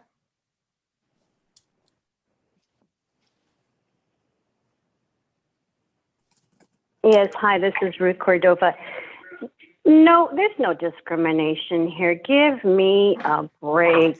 Give me a break. The people voted upon their own volition, upon their own will, Measure P. Nobody put a gun onto their head. There's no discrimination. They voted upon themselves. This is what they wanted for their families, for themselves, for the best interest of themselves. So there's no discrimination here. Get off. You know what? This is just a bunch of bullshit, okay? You don't like it because Measure P won. You know what? It's up to the people. Item 14 right now. We're on item 14.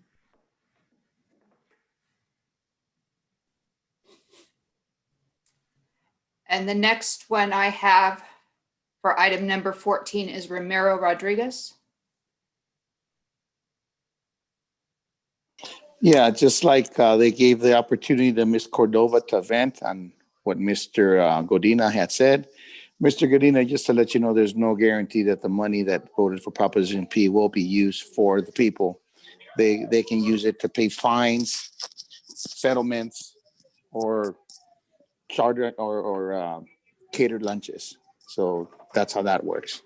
You should learn by the past, sir. Thank you very much. That's all I have to say. Those are all the speakers I have. Thank you.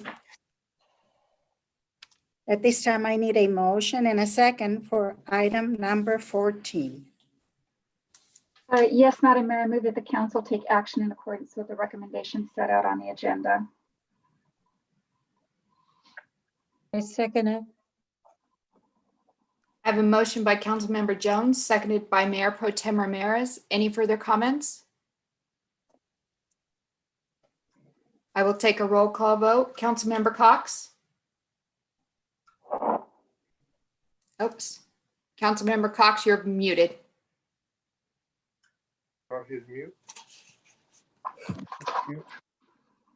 I'm not doing it, I swear. Somebody else is doing it. They're discriminating against me. I want to be heard on this. How do you vote? Voted yes. Rita. Councilmember Gomez? Aye. Councilmember Jones? Aye. Mayor Pro Tem Ramirez? Yes. Mayor Garcia? Yes. Motion passes unanimously. Now we move on to item number 15. Grant Award Game Time Cares Customer Assistance Program. Madam Clerk, please read the recommendation.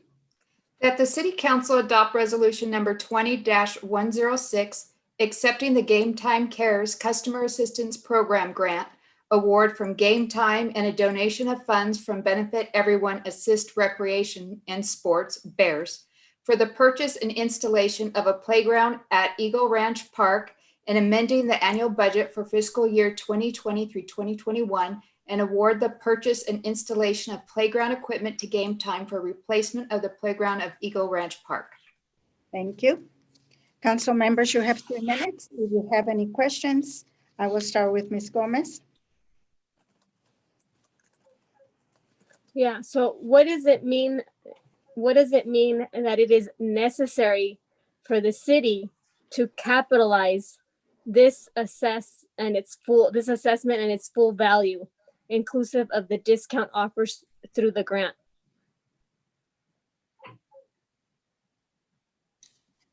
Madam Mayor and members of the council, that is to treat the item on our balance sheet as a fixed asset would actually increase the asset category. And it's something that from an accounting perspective likely gets depreciated over time. So the use of the term capitalize is to book it as something that we own. It actually it gets tracked from a valuation perspective, and it also gets tracked from a depreciation perspective. In theory, when it depreciates to zero, that's likely telling you you have no useful life of it, and it's time to start thinking about replacing it with a new asset that has new life. Okay, so does that mean when you use the terms to capitalize, the depreciation value no longer continues to depreciate? So we don't have to keep looking at the infrastructure to be more modernized with any types of amenities? No, that's not exactly how it works. You do book it for asset value, and you will over time depreciate the asset. It eventually depreciates to a zero amount, which that from an accounting perspective is likely to tell you that it's time to replace. Okay. And of the 23 parks that the city maintains, how many are older and newer than the installation of the playground equipment in the early 90s of this item that we're talking about? That's not an answer that I have readily available. I will ask our Deputy City Manager, Janelle Davidson. She may have an answer, but I wouldn't be surprised if it requires a follow-up. I don't have the exact dates, but I can say when I first assumed duties as Director of Community Services, one of the items that was immediately brought to my attention was the condition of 3 playgrounds in our park system. Those included Doris Davies Park, which you may recall we replaced earlier this year, this park at Eagle Ranch, and also the playground at Brentwood. You may recall for Brentwood, we applied for a Prop 68 grant, and we're in the process of reviving that grant. The council should expect to see that early next year. So these were definitely the 3 playground structures that were in most dire need of replacement and modernization. Okay. Just bear with me because the next question is probably something that you've already answered, but I would be remiss if I didn't ask this question. What other parks in the city of Victorville have been surveyed to know if they too lack modern amenities?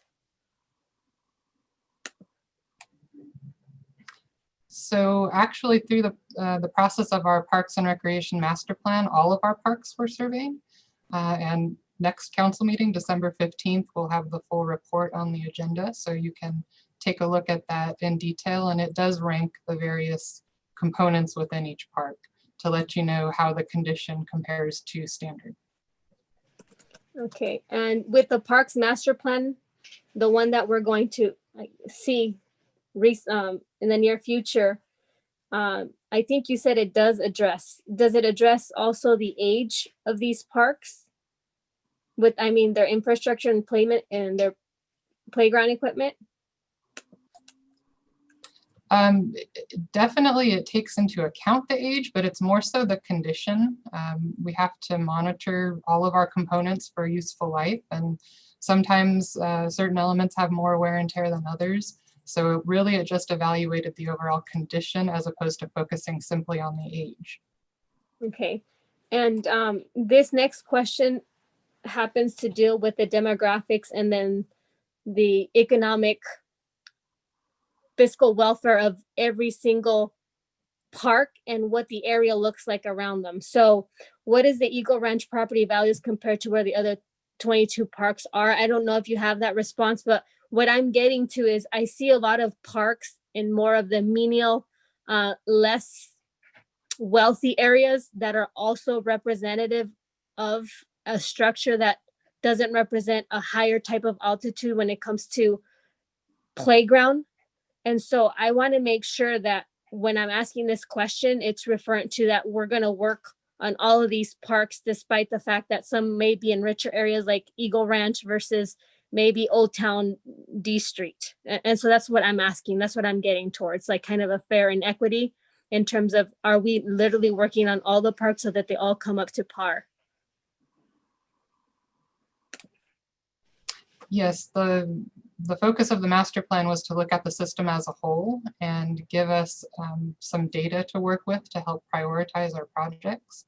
I don't have the answer as far as the first question you asked available at my disposal at this moment, but definitely that's something that we want to look at, and that's part of the reason for the master plan itself, is just to make sure that we are looking at all aspects of our system at every location throughout the city. Okay, and then my final question is, since we're going to be looking at that with the master plan, are we also incurring the, I believe it's $1.8 million from federal grant monies that will be attributed to? Can that be used towards that level, or is that just completely off the ground, meaning we can't touch it?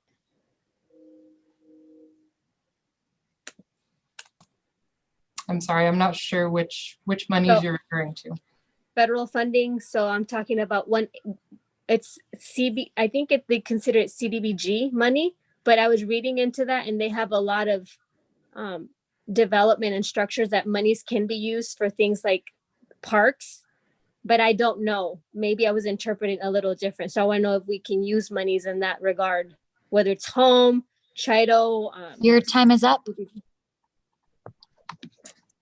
Just to respond to that question, as I understand it, in the past, we have applied for CDBG funding for certain upgrades to parks and facilities.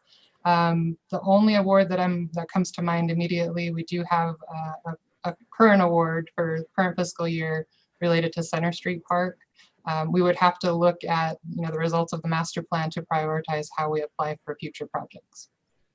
Thank you. Thank you, Janelle. Ms. Ramirez, do you have anything? Not at this time. Mr. Cox, do you have any questions? Not at this time, except that we should note the Bears is giving us quite an amount of money for our park system, and we should express our appreciation to that organization. That's originally from Doris Davies. I wish more people would do that and have gifts that go to help all the people, especially the parks, but thankful that we have this money from her. Definitely. Yeah, definitely. Very generous. Thank you, Jim. Ms. Jones? Yeah, just a very, very quick question, because I want to make sure that the audience and our community understands this. Mr. Metzler, the city is required to follow generally accepted accounting principles in its reporting, and especially with capitalizing assets. Yes. Okay, thank you. Thank you, Madam Mayor. And I don't have any questions. Do we have anyone that wants to speak on item 15? No speakers. Okay, at this time, I do need a motion and a second for item number 15. Madam Mayor, I recommend, I make a motion that the Honorable Council adopt staff recommendation 1 and 2. For seconds. I have a motion by Councilmember Cox, seconded by Councilmember Gomez. Any further comments? I'll take a roll call vote. Councilmember Cox? Yes. Councilmember Gomez? Aye. Councilmember Jones, Aye. Mayor Pro Tem Ramirez, Yes. Mayor Garcia. Yes. Motion passes unanimously. Now we're on item number 16. Purchase of 3, I think it's pronounced Soul cardiac monitors. Madam Clerk, read the recommendation. That the city council authorize the city manager to execute the purchase of 3 Zoll cardiac monitors from Zoll Corporation in the amount of $124,082.29. Thank you. Council members, if you have questions, you have 3 minutes. Councilwoman Gomez. Yes. Are any of the Zoll cardiac monitors refurbished or are they all new? Madam Mayor and members of the council, these would be new units. And the plan would be those that are in frontline service, we'd take those back, repair those, rehab those, and then put them in reserve status. Okay. The next question then is, I'm presuming that these Zoll cardiac monitors are coming probably from a sole source.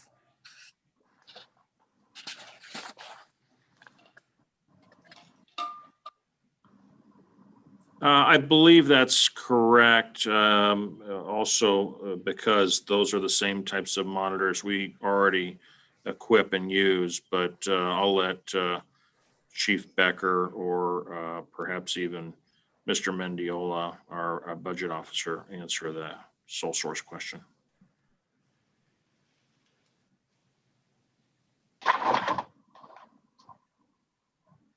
So thank you, Mr. Metzler. This is John Mendiola, the budget officer. This is a sole source form used for standardization. And I know Chief Becker could chime in because they're out there on the front lines for first responders, that for efficiency and for safety precautions, using the Zoll monitors that have been standardized throughout the city is going to be more efficient and more safety conscious going with your community and serving the community. And going directly with Zoll takes out the middleman. So we're going manufacturing direct. Okay, and then how much of the $150 billion that were offered by the CARES Act did the city receive under CARES Act, or which we know as the Coronavirus Aid, Relief, and Economic Security Act?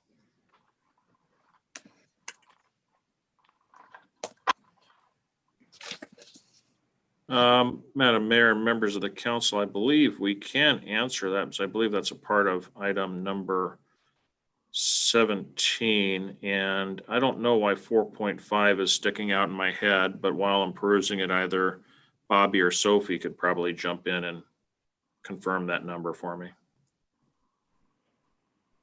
Yes, thank you.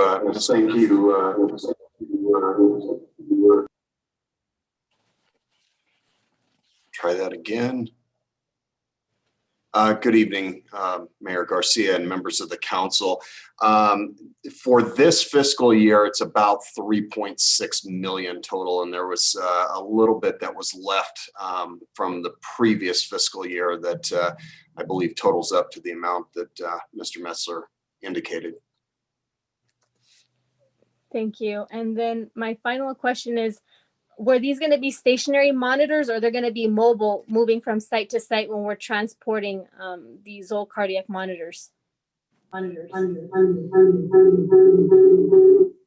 These monitors are actually in the apparatus, so they're in the engines or in the squads.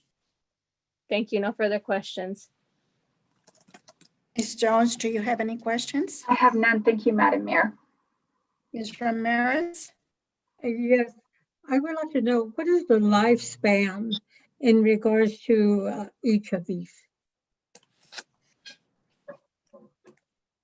Madam Mayor and members of the council, that's a good question that I don't have the answer for, but I know Chief Becker does.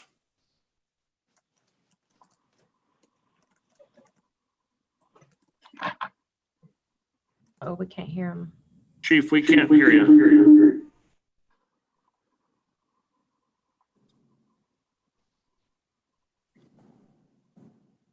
Is there an answer?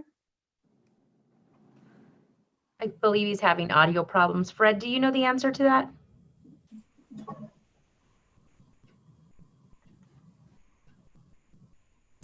Yeah, Madam Mayor, members of the council, we estimate the lifespan of the cardiac monitors to be about 5 to 7 years, depending on how well we can keep up with the preventative maintenance. And obviously, with these things traveling around in frontline service, they are subject to damage and potential for increased wear and tear, if you will. But from a financial standpoint, I'd say 5 to 7 years is probably what we're looking at. My question is, what is the minimal number of these monitors Well, each one of that our we frontline actually need? I mean, you're saying 3, but my question is, with the fires that we have and so forth and the use, it seems that this was the years of the fire, usage was excessive. So Sure. my question is, what's the minimal number of monitors that actually the city of Victorville needs to have? Sure. Currently, every one of our frontline apparatus, whether it be engine, squad, or a truck, is a ALS or advanced life support unit. So it would carry the cardiac monitor as one of the pieces of equipment to be an ALS unit, along with our paramedic trained staff. So right now we're running 6 frontline units. There'll be 4 engines, the truck, and a medic squad.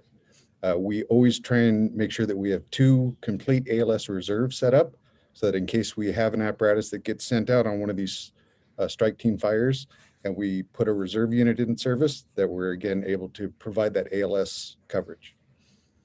So do you have sufficient number of monitors? Yes, in fact, the council approved the original purchase of 5 of them before we went live a couple years ago. And the monitors that we're currently looking at replacing, putting into reserve status, are cardiac monitors that we received from County Fire through the transition. Oh, I see. But my question is, do you have one for each of vehicles that is in use? Yes. You do? Yes, Yes, you do. And they basically are within 5 to 7 years of lifespan. Yes. Okay. Do you see any other purchase in the near future for them? Or like in a year, you're going to be asking for any others or any more? You know, we do have the balance of the original 5. So we have 2 other cardiac monitors that are what I'd consider older, that were pre-transition cardiac monitors, that we'll just have to take a look at their function, the amount of maintenance we're putting into them, that kind of stuff. And then also with Measure P passing, you know, we have to look at the potential for staffing 315 and maybe needing to, you know, buy a cardiac monitor for that unit as well.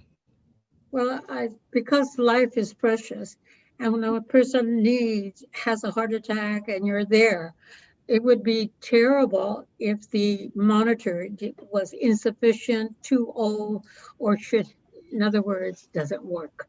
So my question is, this is a question of life. Yes. Is there any possibility that any of those monitors is in need to be replaced, other than the ones that we are considering? At this time, no. In fact, I'm comfortable with the number that we actually have in reserve status now. As part of this purchase, you'll see that we purchase an extended warranty and preventative maintenance program directly from Zoll. So we actually have Zoll representatives come out here on site and do an inspection of all the cardiac monitors in our inventory to make sure they are fully functional and ready to work. And so the company will come out and standardize all usage, making certain that they're adequate and above standard. Correct? Exactly. Yes, ma'am. Thank you so much. Do you have anything?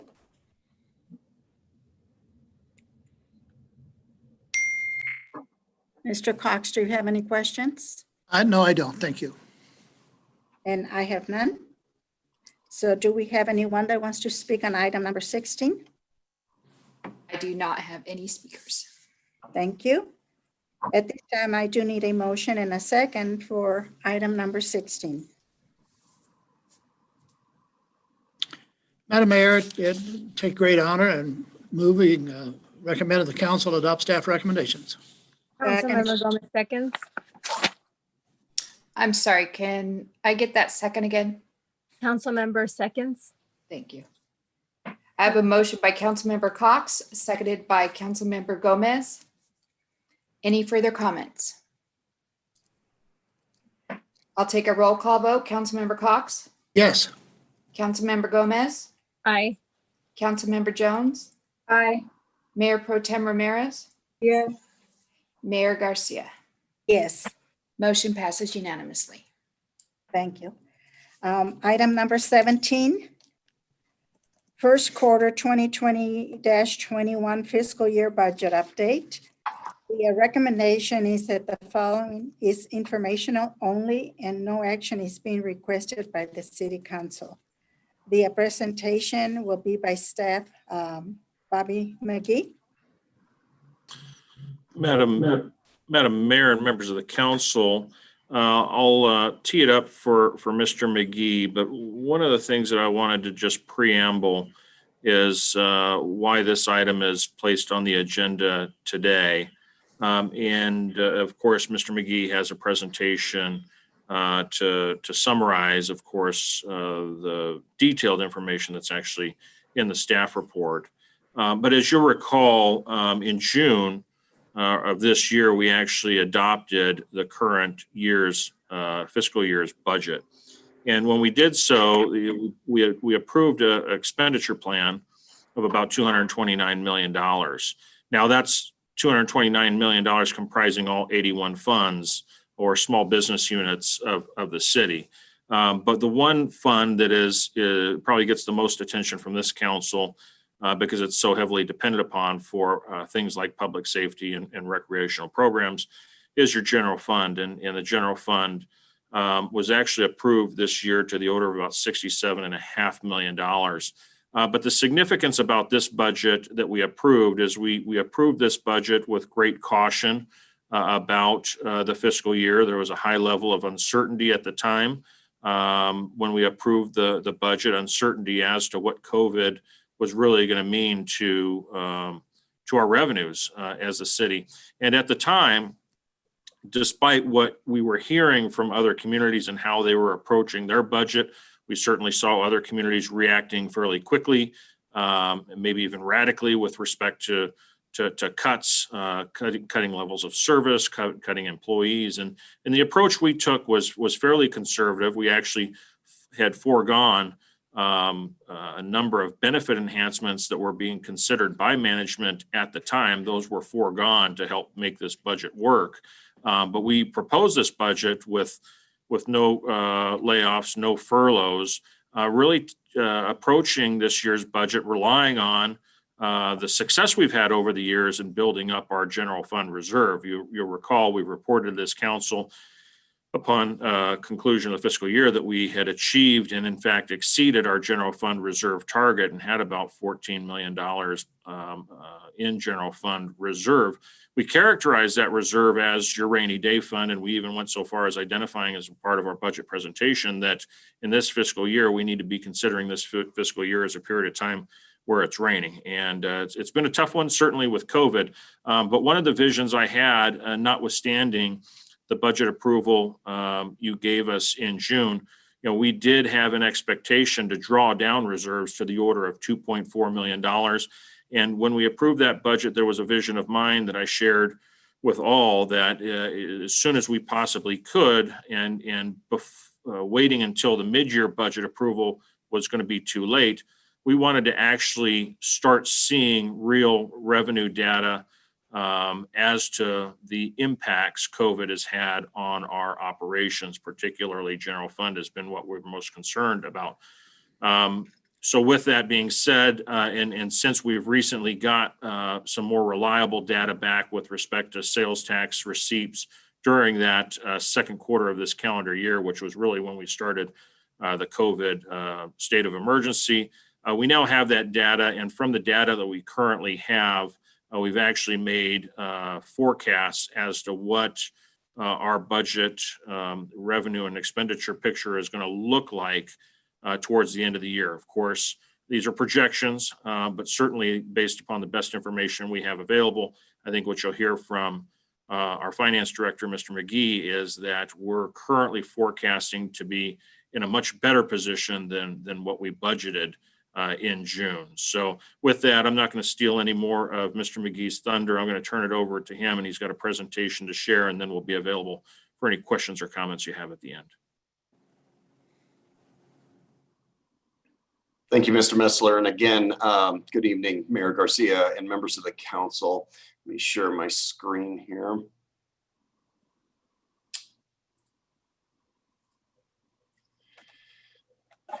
So as you heard, this is a very early look at what we think the budget will trend and track towards the end of the year.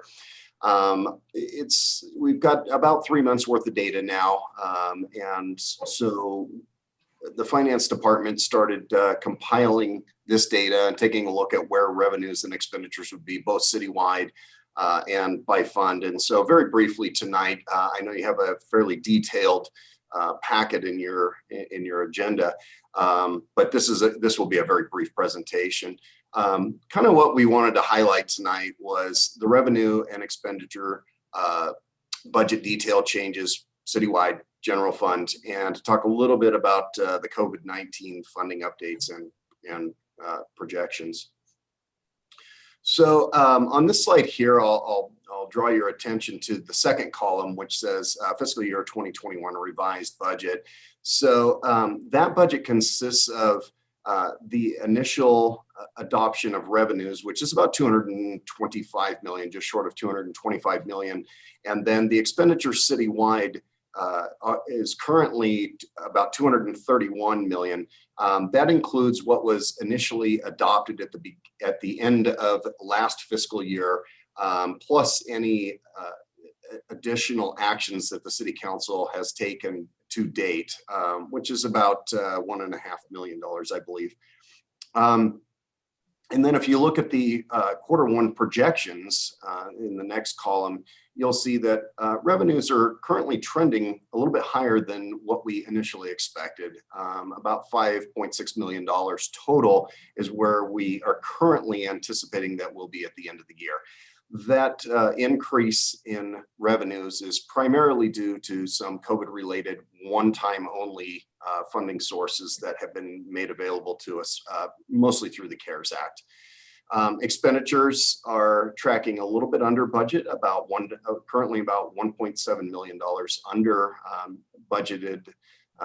originally budgeted amounts. And that's reflects a little bit of conservative activity by the departments, understanding that that we are in very uncertain times, as well as a little bit of expenditures that were received for the Green Tree Extension project that were booked back to the previous fiscal year. So this slide here is the general fund reserves. As Mr. Messler indicated, the general fund reserve policy set by the council is 15% of budgeted general fund expenditures, which is about $10 million. And so as you can see, this second column here shows $14.1 million in actual balance as of 6/30/2020. That's what we finished last year. There was an expectation that fund balance would be drawn down at the time that the budget was adopted. However, with some of the additional money that has come in through the CARES Act, as well as some very welcome additional sales tax revenues that were received through online sales, we're currently projecting that we will finish the year slightly higher than expected, actually at about $14.8 million in the general fund reserves.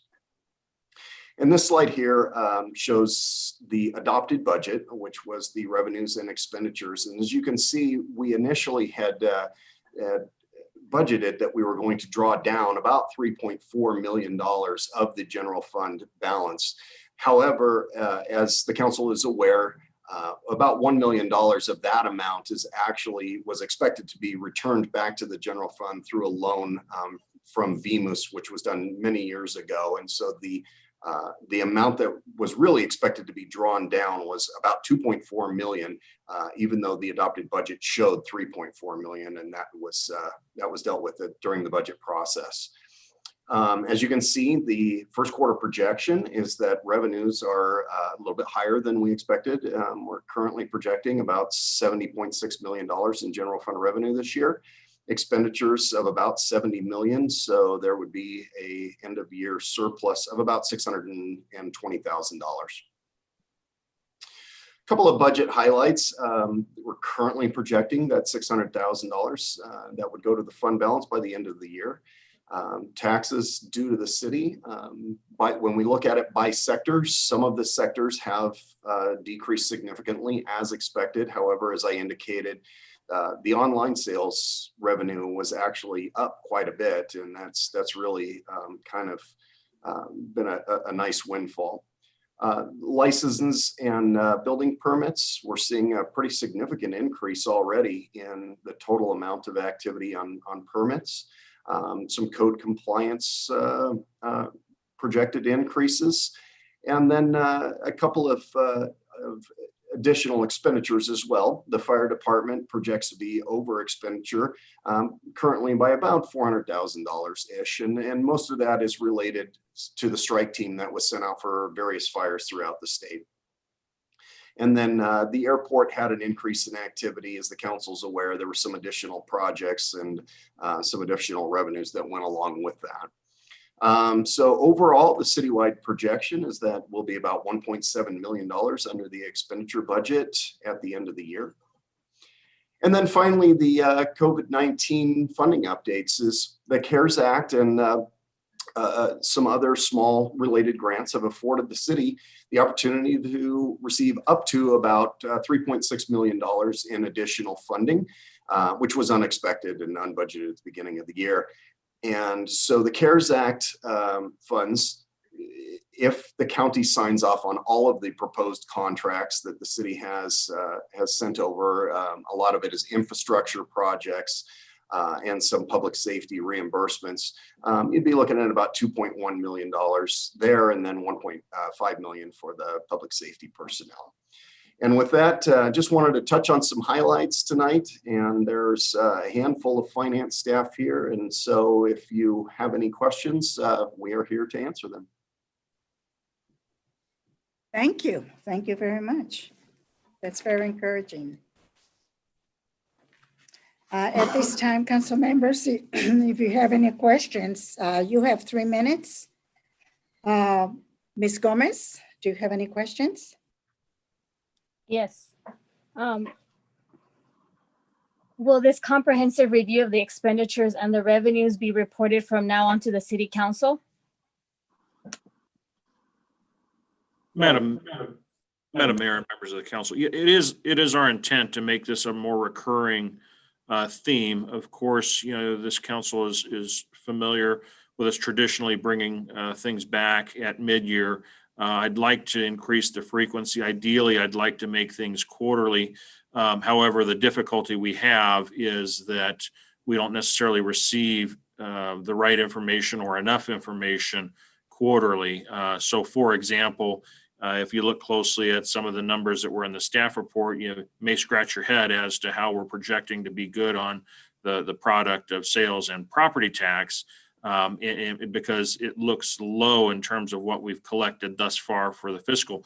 But in the case of property tax, for example, if we've received any property tax distribution from the county, it's fairly small. We start getting the big chunks of property tax revenue from the county starting in December and into January, and they'll continue to make payments to us into April and early May. So the information that we need doesn't exactly line up with trying to provide exactly a quarterly, but I do intend to, especially with the assistance now of Mr. McGee on board, is to get reporting back to this council more regularly than just at budget time and at mid-year time.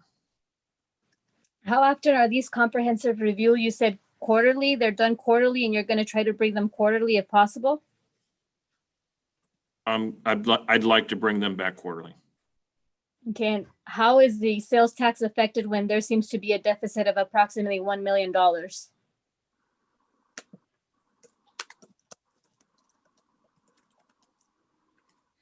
Can you draw me specifically to the numbers that you're speaking to?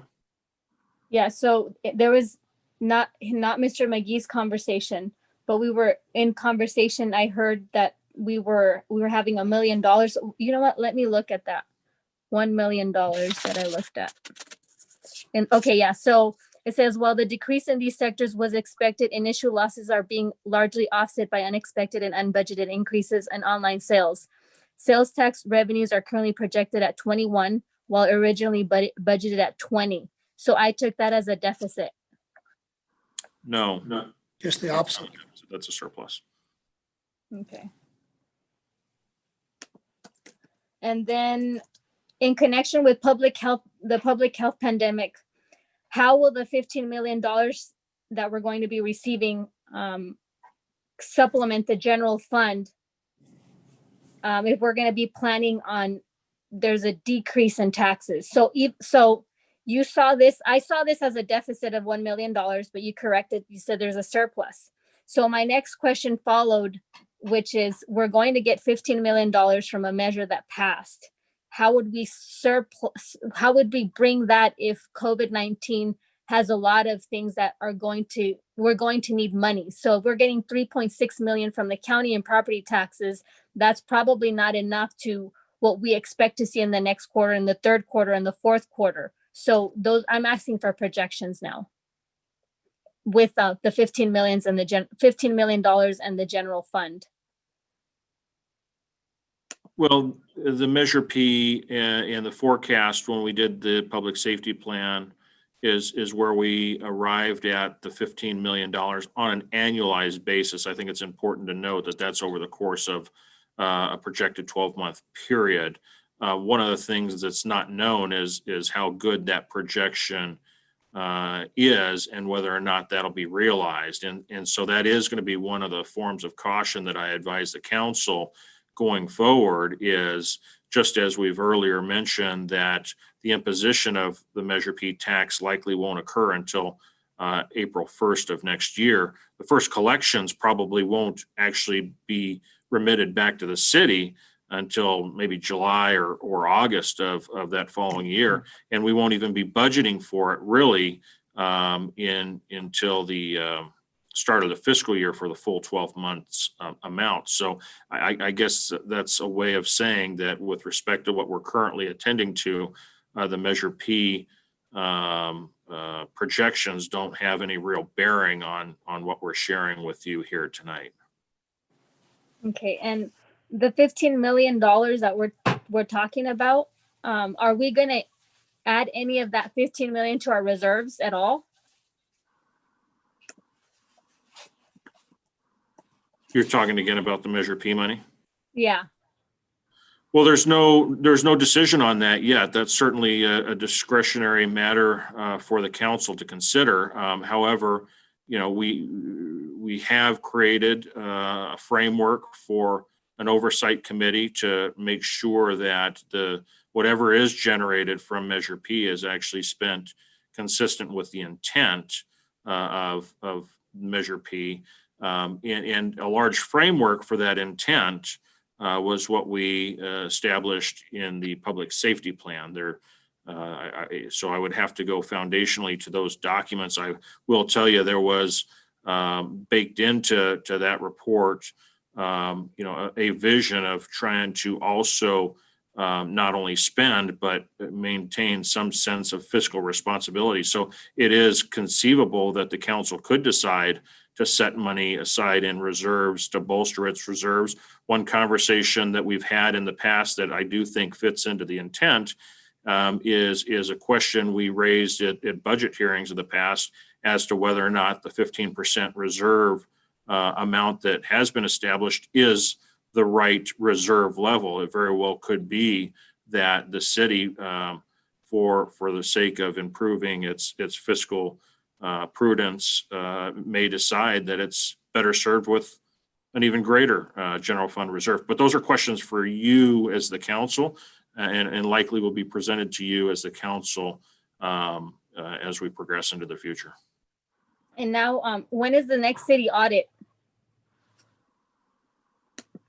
The city audit effort is actually underway, and that would be to audit the closeout of our books for the fiscal year ending June 30 of this calendar year.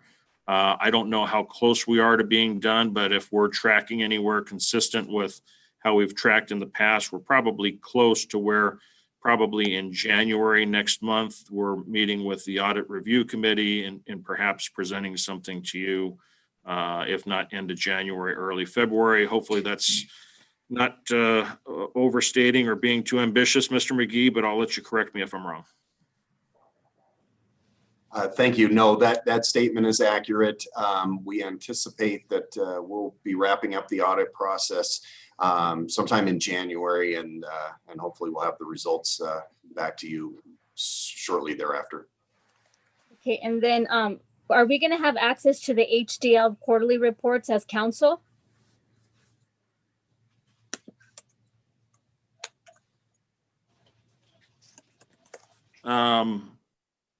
What's an HDL report? Trying to remember which reports. If we provided you HDL reports in the past, there's no reason why we wouldn't be providing them to you. No, we haven't received those. I was told that those are private and those are not allowed to come out. I've only seen them when I'm with a staff member.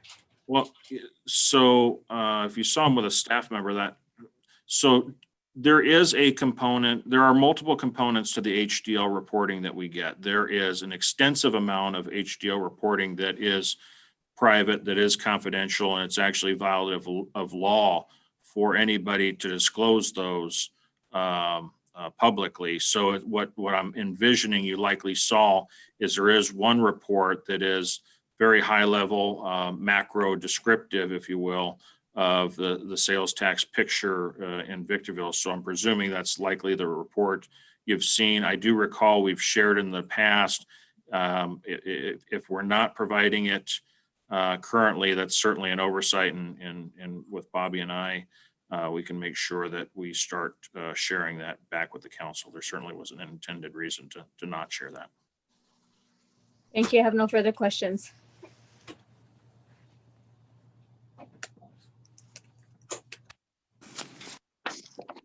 Madam Mayor, you were muted when you were speaking earlier.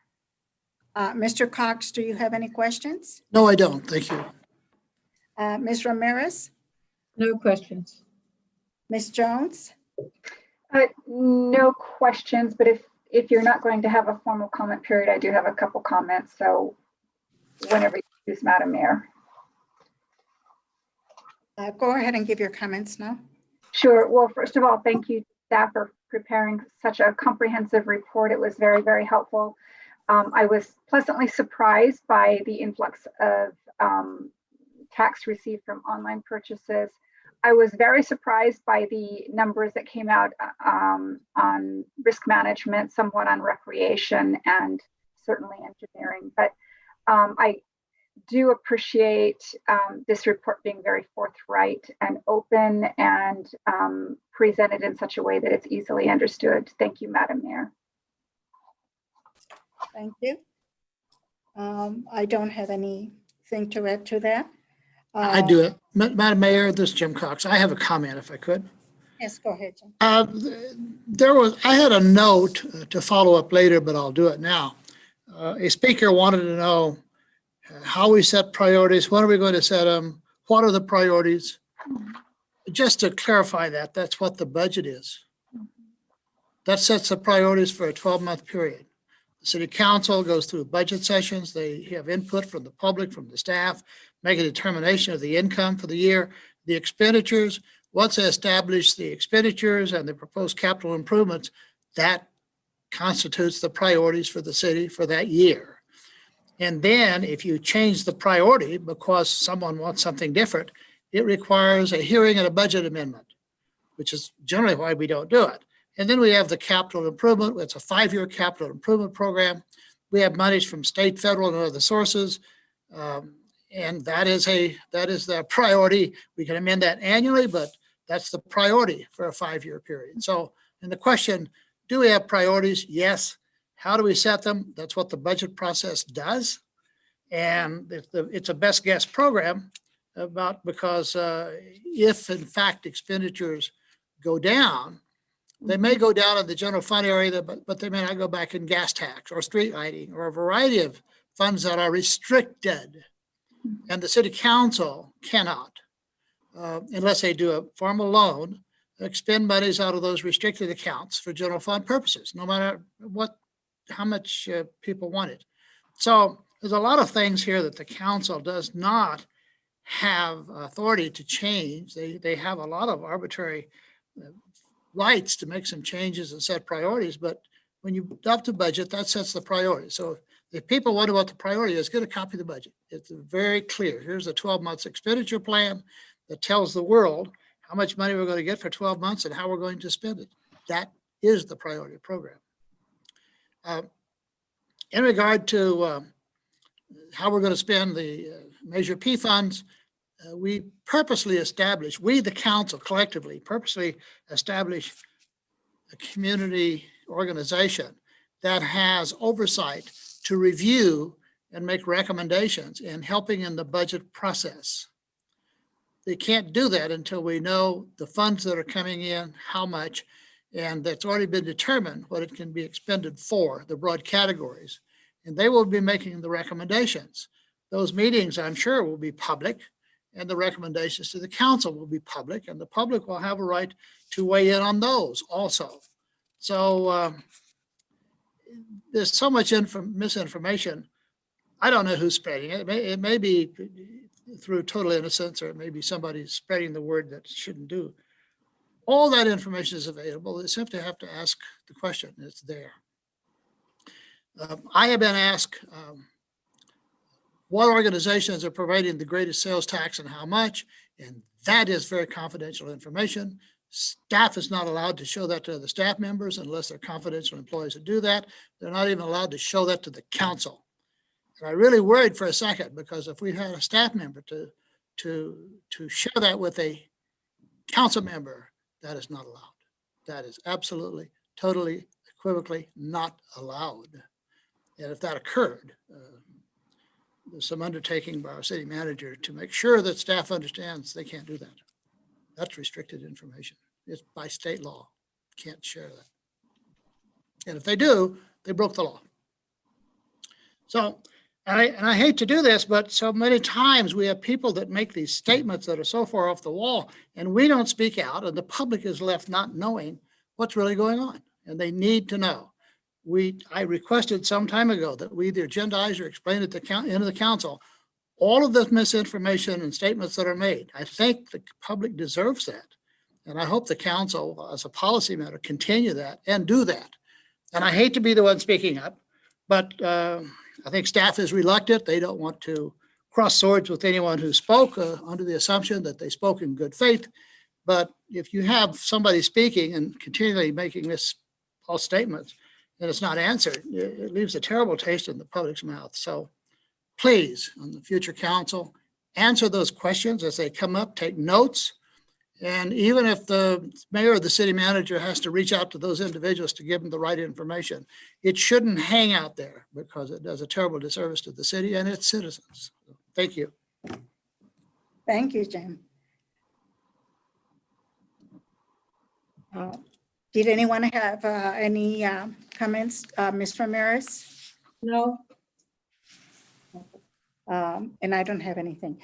Okay, do we have anyone that wants to speak on item 17? Yeah, I do have comments for this item. Okay, go ahead. So it's really interesting because HDL is a reporting sector that council members look over to ensure that what we're getting is viable for our communities. And so when I personally ask to look at HDL and look at the information with sales tax, property tax, and everything that they have to do, is to not only make a decision that's rational for the best interest of selflessness, but more for the community.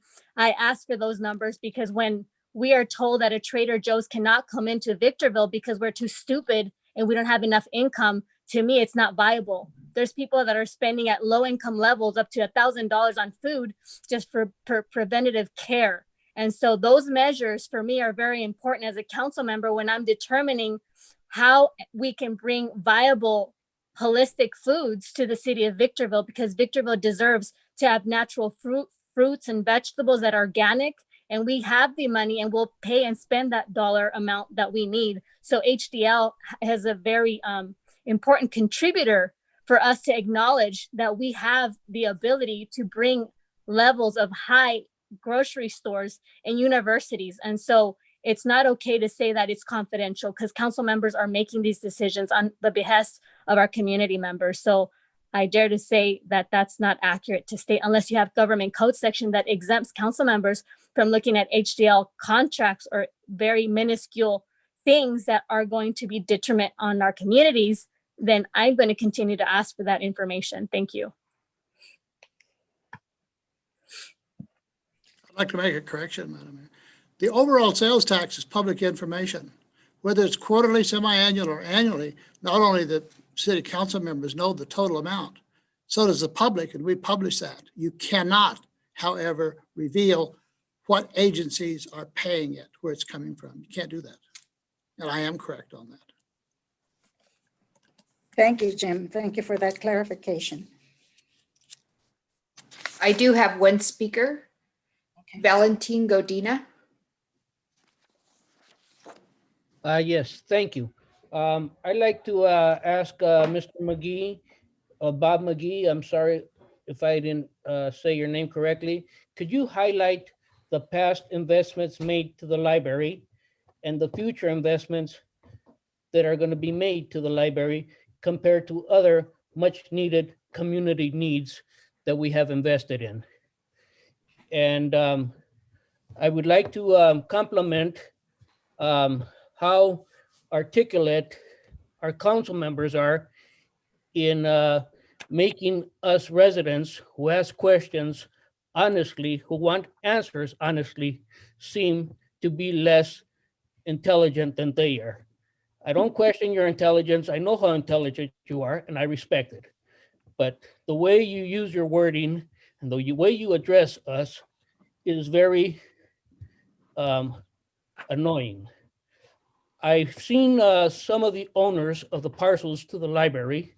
One of them, I believe, has your name. Another one is a Dr. Shakir, who lives in the United States, who works in West Covina. Can we have the rest of the names of the rest of the council members, of the rest of the owners of these parcels? And city clerk, could you please send me a copy of the city budget? Could you please email that to me? Thank you. Those are all the speakers. Thank you. This was informational only, so there is no need for a motion in a second. So we move on to item number 18, correct? Madam Mayor, if I might, I am going to step down from this item and recuse myself just out of an abundance of caution to avoid any appearance of a potential conflict of interest. Item number 18, re-examine land use restrictions. The recommendation is that any action is at the discretion of the city council. And I will turn it over to Ms. Jones to do the presentation. Yes, thank you, Madam Mayor. Well, as per usual, thank you to my colleagues for allowing me to place this item on the agenda. So in light of the November 3rd correspondence from Mr. Greiner on behalf of the Auto Park Association as it related to the November 17 public hearing on a zoning change to permit used car sales in a commercial zone separate and distinct from the auto park, and given the council's robust discussion on that, I believe it's in the best interest of the city, and it's also timely that we re-examine the subject of land use restrictions that pertains to the auto park. It would be appropriate, I believe, to direct the city manager, and perhaps since he's accused himself, Sophie Smith or whoever he would direct, to undertake a review to determine the pros and cons of relaxing or removing restrictions and report back to this council with recommendations. So with that, Madam Mayor, I give the item back to you, and when so invited, I'm prepared to make a motion for the council's consideration. I have a point of order. I have Okay, state your point. So the point of order is this agenda item, when it was motioned, it was 30 days from November 17th. And November 17th to now is not 30 days. So it wasn't noticed appropriately and none of the people understand that this was on today's agenda, neither myself or other council members. Thank you. Request for clarification, Madam Mayor. Yes. So, My understanding is that the issue that was before us was continued for 30 days, but this is a separate issue. yes, correct. The whatever the name of them, Automax or whatever, is actually outside.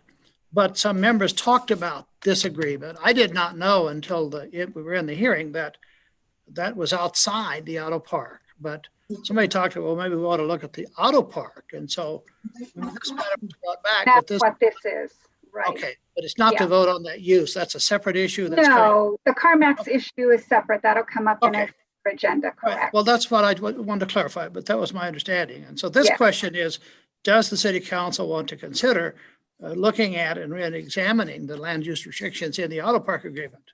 Correct, precisely. Okay, thank you. Council members, if you have questions, I will start with Ms. Gomez, and you have 3 minutes. Yes. My question is, when was this agendized? It was not agendized. Well, at the last meeting, Councilmember Gomez, I made I'm an trying to- agenda item request and the I'm asking of staff, when was this agendized? No. It was not agendized. Yes. I don't have a response from staff.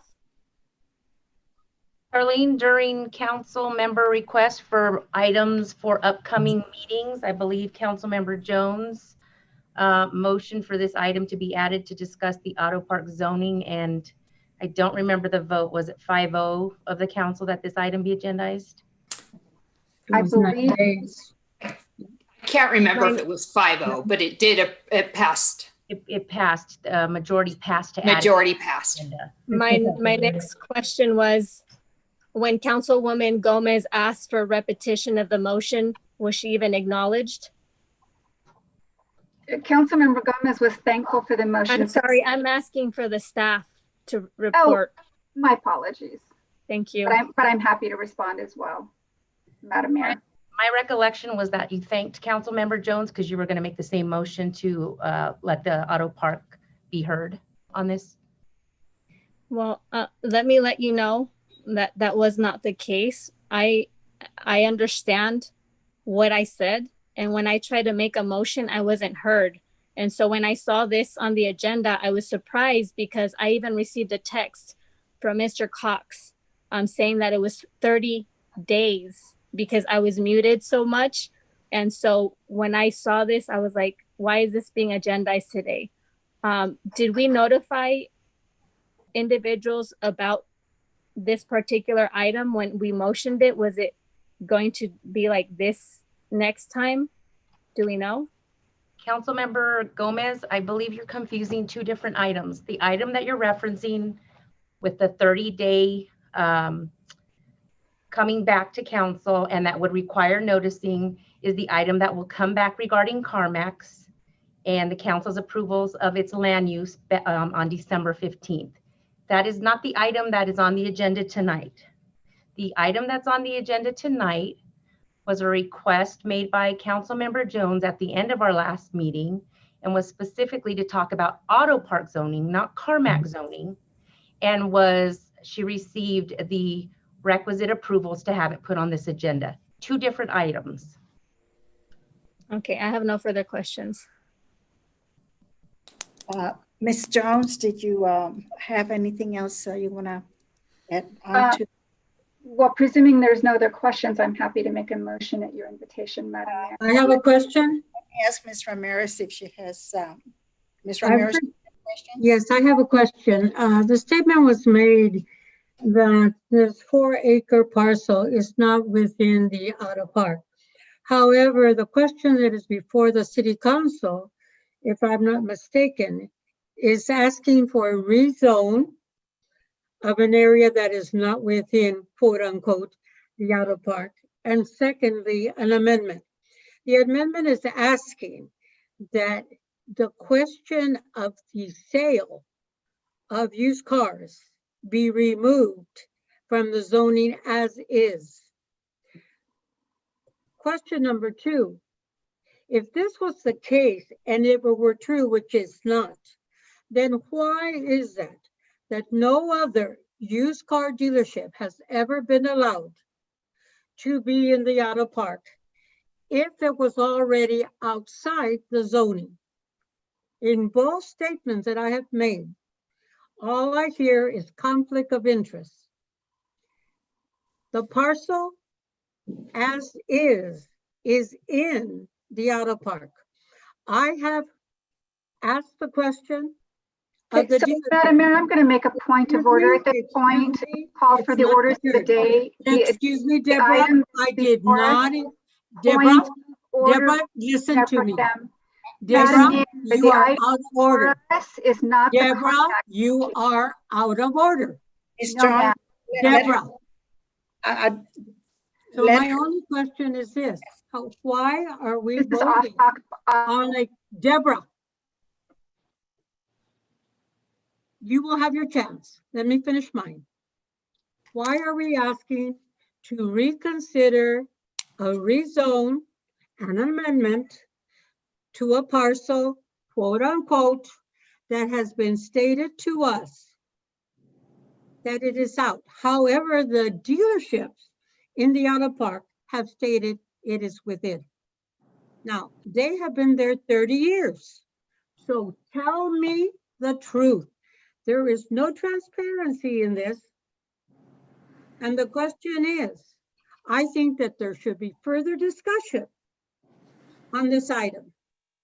And that this discussion and this item should be left to the 2 new elected city council.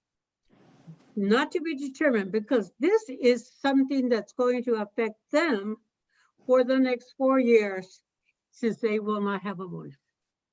So therefore, I object to the motion because of that fact. I have researched it. I have asked those who are affected by this, and this is not said to be the truth. And I want to know the truth. And therefore, I feel that beyond the 30 days, we should be allowing the new council persons to hear and discuss this issue because it affects them, since they will be seated for 4 years. Your time is up. Madam Mayor, I could add some additional clarification if that helps. Yes. Yes, Councilmember Ramirez did bring up about a point of having the 2 new council members weigh in on this. And what's before you tonight is just to provide direction to staff that you would like to review the auto park zoning further. There was discussion at the last meeting that it's too restrictive. Both that item being an individual item to address the auto park zoning, and also separately the Carmack zoning, which is in the Civic Commercial District. Those items would ultimately come back to the city council for review and discussion at a later date once the new council is sworn in. So there's no action tonight that would change the zoning. It would just be to provide staff direction to staff to start evaluating the auto park zoning to see if there is additional land uses that would be compatible with that zone. And then we would bring back an amendment at a later date for city council's consideration. Thank you. Thank you for that clarification. Could I comment, Madam Mayor? Yes, now it's your turn. At the last meeting, when we had the hearing on, I was under the impression, based upon the information, and believe me, there was a lot of information, that their request was inside the boundaries of the auto park. I found out by looking at the map on the agenda that the CarMax is outside the boundary. It's in the area, but it's outside the boundary. And the request from the spokesman for the car dealers was they are permitted to, according to the agreement, to have used cars. But the world has changed, and so has Redevelopment Agency. And they ask, could they amend their agreement so that they could also have used cars? Now, they sell new cars, but they do get to sell used cars, but used cars are a big part of their business. So my understanding of what happened was they're close to it, they're close to the boundary, but they're not in the boundary. And that needs to be clarified once and for all. Because my understanding is there's a boundary for the auto park, there are agreements between Victorville and the auto park, but this parcel is not in that boundary. However, new automobile dealers clearly said, this is going to be on the freeway, it's going to be close to them, it's going to compete, and this individual is going to be allowed to sell used cars, and they're not. And maybe, and this came from Mr. Greiner, they ought to look at the agreements that we have and see if that need to be amended. Councilmember Jones then said, it's time to look at that. And my understanding was the question to the council is not on the AutoMax or whatever the hell it's called. The question is, do you want to even discuss changing the rules for the new auto park and the ones we have an agreement with? If we don't, that's the end of this discussion. If we do, then what specifically is the council going to consider, and what is the request from the new Automobile Dealers Association? Now, across the street, across from Costco on the east side of the freeway, there's a new car dealer that came in and went out, and a used car dealer that's in now, and they do have freeway access, and they do compete with the new car, but it's owned by a person who has a business in the auto park. I don't know what's best, but certainly everybody ought to get to weigh in. And when Mr. Greiner said, would you consider amending it? I thought that was reasonable. That's a separate item. That only is the dealers in the auto park. And then whether you agree or not, then on this other item, which is CarMax, that's a separate item, is do you allow them to move ahead with establishing a business that has used cars? Here is something that I would request that you talk to the city attorney about. If you decide that you don't want the new car dealers who have franchises to sell used cars, their request is that they be able to do that. Your time is up. Okay, so then what we have here.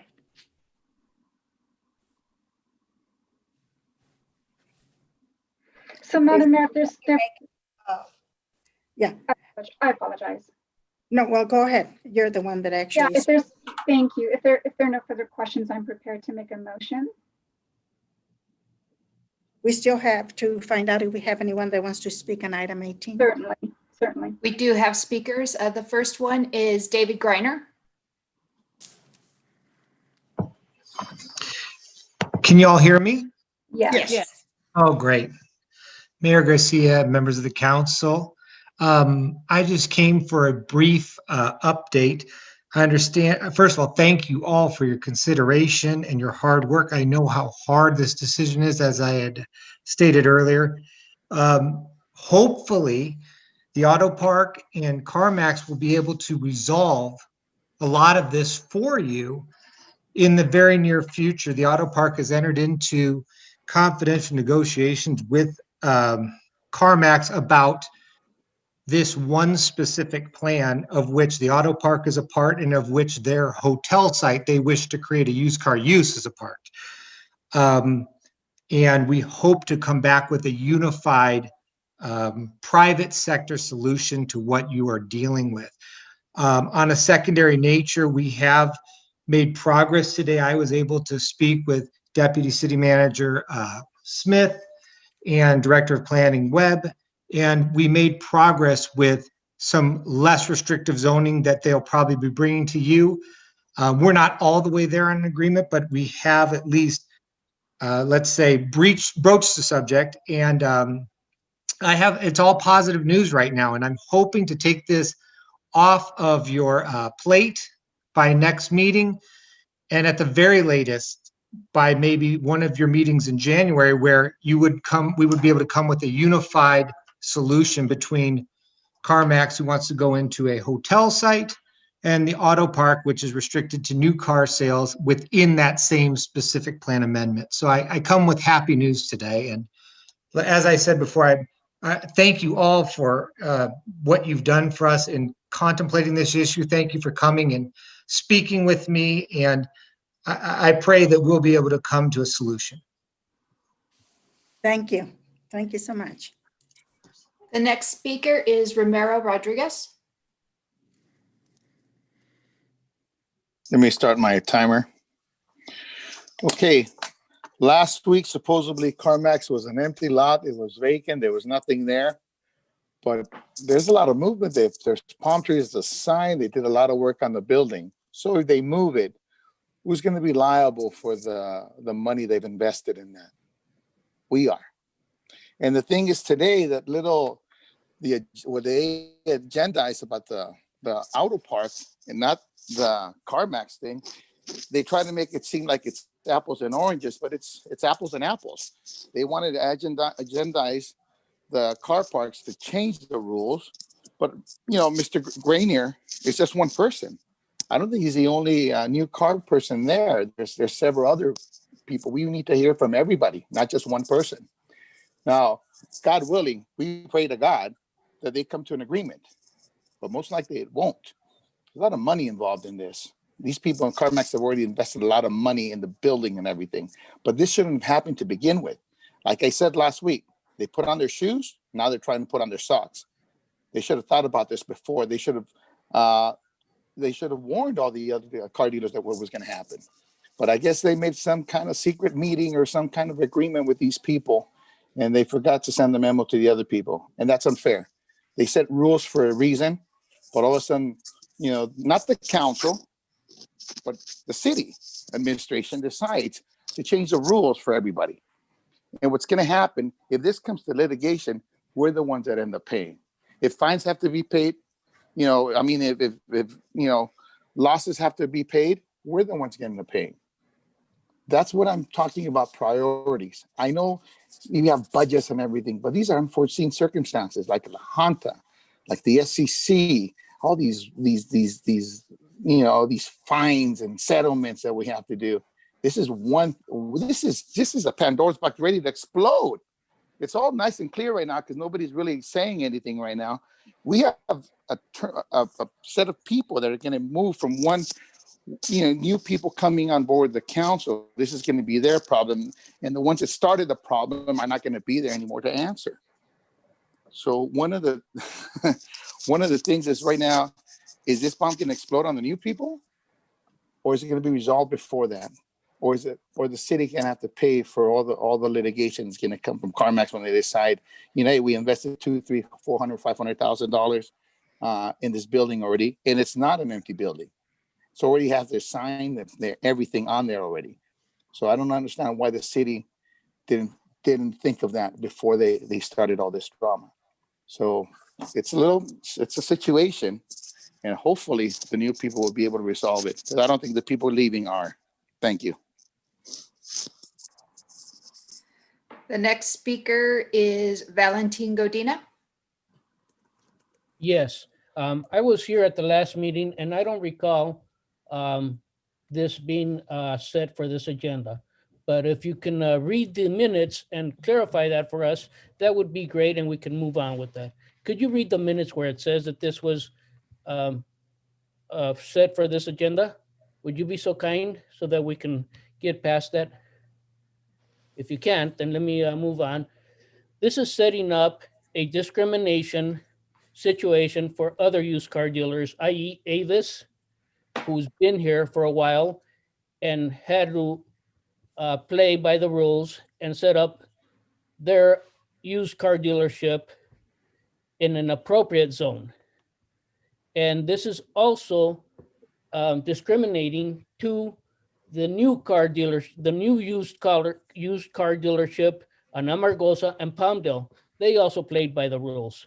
We are setting up a discriminatory land use for the future for CarMax. Now, either they can play by the rules like the other used car dealers did and set up shop, and they're welcome to set up shop here. We need them. They're invited to be here, but they need to play by the rules like everybody else. Why are we setting up open door discriminatory policies for them and hurting those businesses that followed the rules to be here already? Let the new council decide this. Thank you. The next speaker is Roger LaPlante.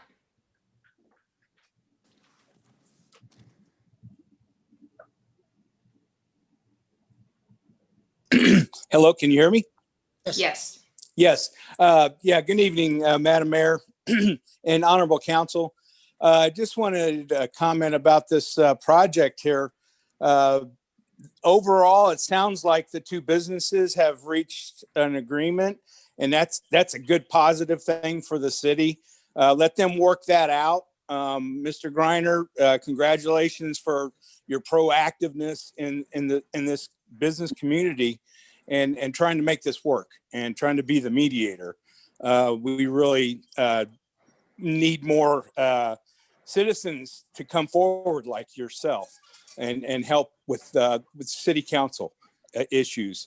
And also, Romero, I think you're confusing the Target building. There's another car used sales place that's going to be going in the old Target. I think you're confusing that with this project. So yeah, maybe do a little bit of research next time. All right. Yeah. And happy election and happy results, and congratulations to everybody. Thank you. That's it.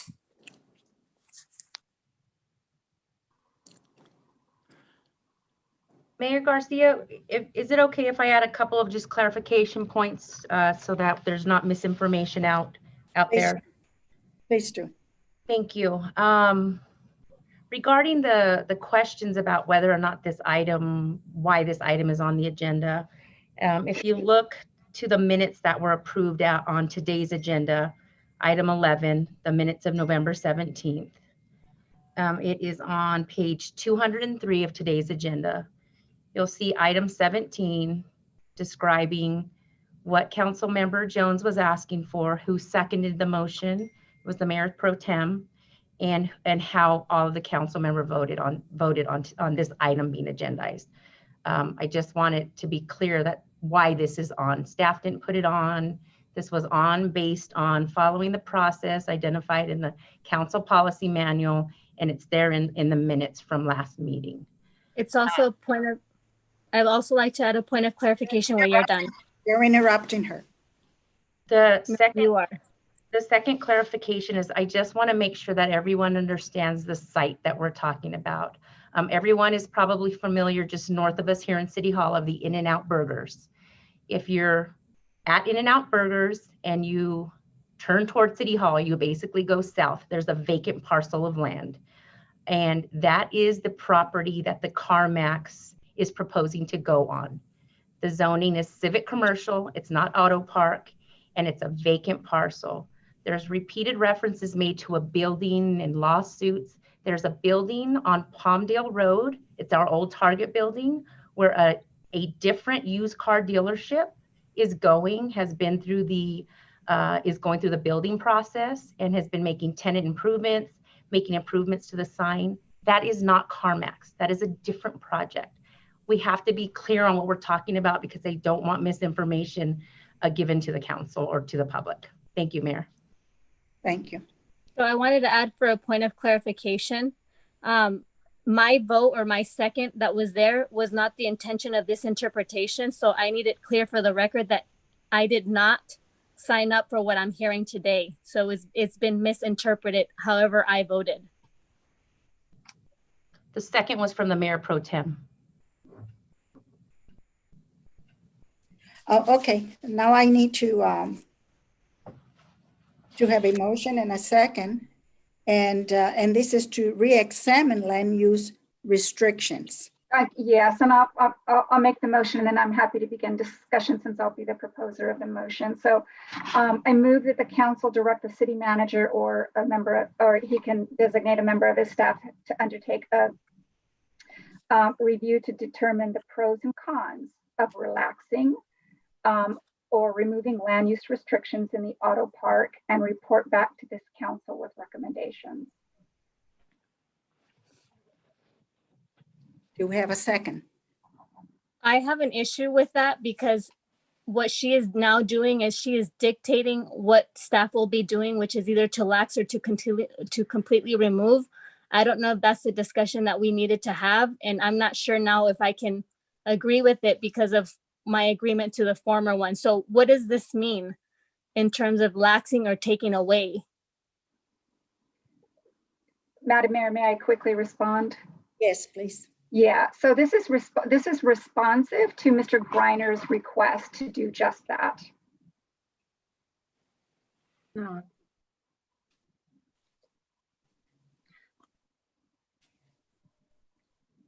Madam Mayor, that was the motion. Is there a second? There being, I'll second it. yes, okay. So I have a motion by Councilmember Jones and a second by Mayor Garcia. I have a point of order. When there's a conflict of interest, we're supposed to recuse ourselves. Gloria Garcia has a booking place at 14450 Park Avenue, and it's very close to this designation, and she's participating, and it's my opinion that she is not only conflictually adding, but this is possibly violations of certain codes that she should have recused herself earlier. So I want to make that as a point of order and a point of clarification to the record tonight. For clarification, I have no interest whatsoever in any of those businesses. But you have a personal business. I just wanted to add that to the record, whatever it means. You're wrong. Absolutely wrong. Madam Mayor, I'd like to make a motion. I would recuse myself if I had an interest, but I wish I did, believe me, but I don't. I just looked up your address and you're close by. So I just wanted to place it on the record. My address is 14450 Park Avenue. Do you want more information? No, I just want to make sure that's for the record. What difference does it make? I'm not a car dealership. But you have vested Madam interest. Mayor, may I make a motion? There's already a motion on the floor. You can make a Died for substitute lack of a motion. second. She can make a substitute motion. Mayor seconded it. Oh, I'm sorry. Okay, clarification. Councilman Jones made a motion. Rita, Garcia seconded it. May I speak, please? Yes, go ahead, Jim. We heard from Mr. Griner tonight saying that they're working it out. Why would we interfere? Why don't we stay on it, see if they can work it out? If they don't work, there may be a role for the council to play. But right now, I think the role is to leave the people who have skin in the game, who are making huge investments, and see if private enterprise works without us interfering with what they're trying to do. Exactly. I'd like to hear your motion, Rita. You were cut off. My motion is that we allow David Greer and any others to settle the situation in regards to the auto park, that they should have the priority of making that decision prior to the city council. Second. Question for clarification, prior to the city council, what? Before we consider the idea of rezoning or adding an amendment to something that does not have to be done. In other words, let it be and let it stand.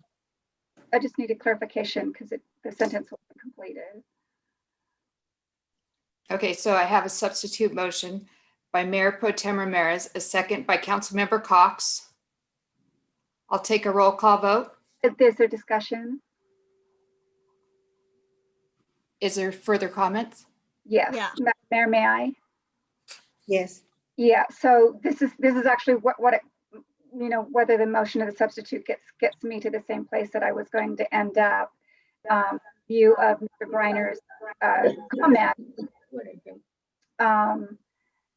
So I don't know how the auto park now feels about, you know, the relaxing and or removing of the land use restrictions in the auto park. So for me at this point, whatever the motion is going to get us to the same place, I think, eventually. So I'm fine with this, with the understanding, however, that if something's not worked out, I don't want to be restricted from bringing this back to the council so that we can consider re-examining this very issue again. So I will vote yes with that contingency.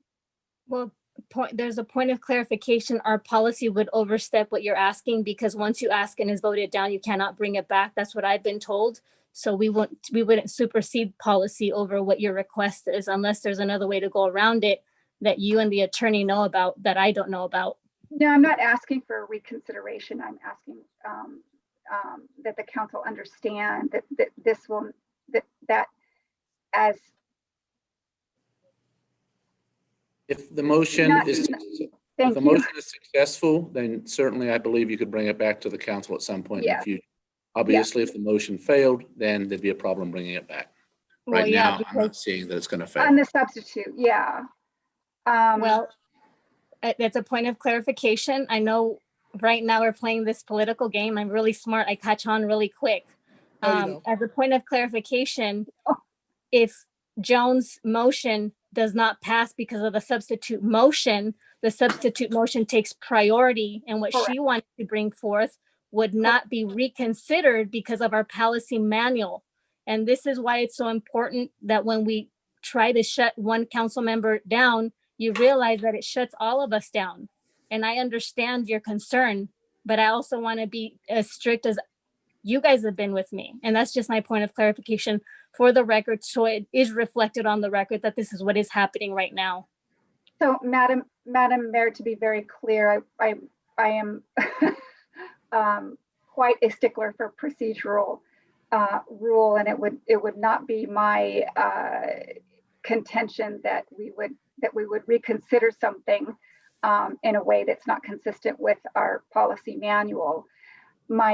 The reason I said what I did was because when I made my motion, it was to get us to this place where we could kind of tease out whether or not Mr. Griner was still interested in having this issue re-examined. We're not there.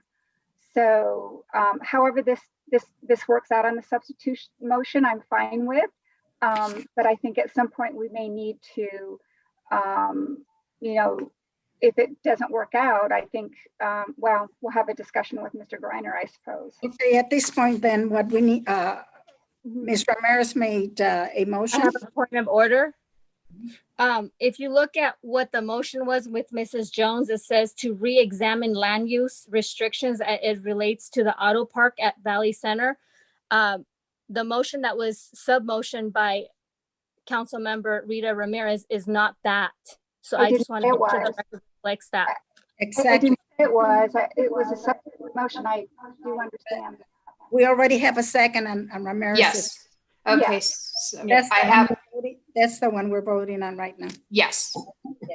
I have a motion by Mayor Pro Tem Ramirez, seconded by Councilmember Cox. I'll take a roll call vote. Councilmember Cox? Yes.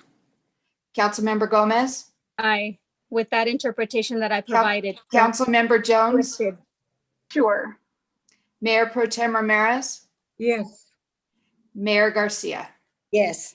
Motion passes unanimously. The second motion had, the first motion had a second. We need to vote on that one too. No, that's incorrect. That was disposed of. That was disposed of. Continuing. The original motion is superseded by the second motion. Thank you. So now we continue on. Claire? Public comments. I'd like to clarify something if I could. My understanding is when there's a motion, as we just did, that superseded the original motion. The original motion wasn't voted on. Therefore, it falls outside the rules of the city council because that was literally, it would have been the same if it had withdrawn the motion and withdrawn the second. It hasn't been considered. It hasn't been turned down. If this agreement does not work out between the parties involved, they will come back. If they come back with good news, it's worked out, we don't need to get involved. If they reach a stalemate and they can't, we still can make a motion to look at those rules and regulations. It's the action we just took. City attorney can weigh in on that. I think it had the same effect as if they withdrew the motion. That is correct. I have a That's a point of correct order interpretation. and a point of clarification. This is the game that we're using a sixth council member. For the record, I like the record to reflect that now we're playing with words. Her motion did not go through and she requested it. And it did not go through and it had a second. So it was superseded by the subordinate motion. I want to make clear that you understand that I've been attacked this way so many times. And because of that, it goes evenly through everybody.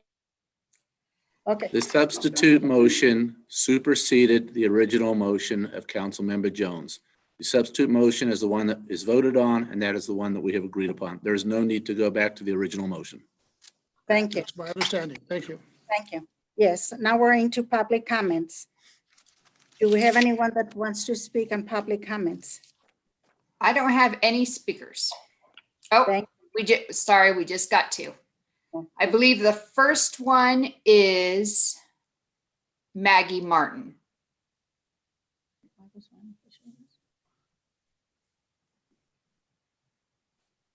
LG K20 Plus.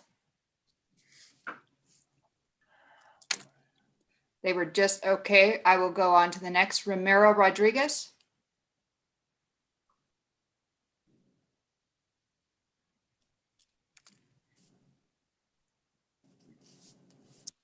Oh, okay. About this this agreement with Mr. Grenier about the situation, no private citizen should be involved in the situation with the city. That the problem is the city began.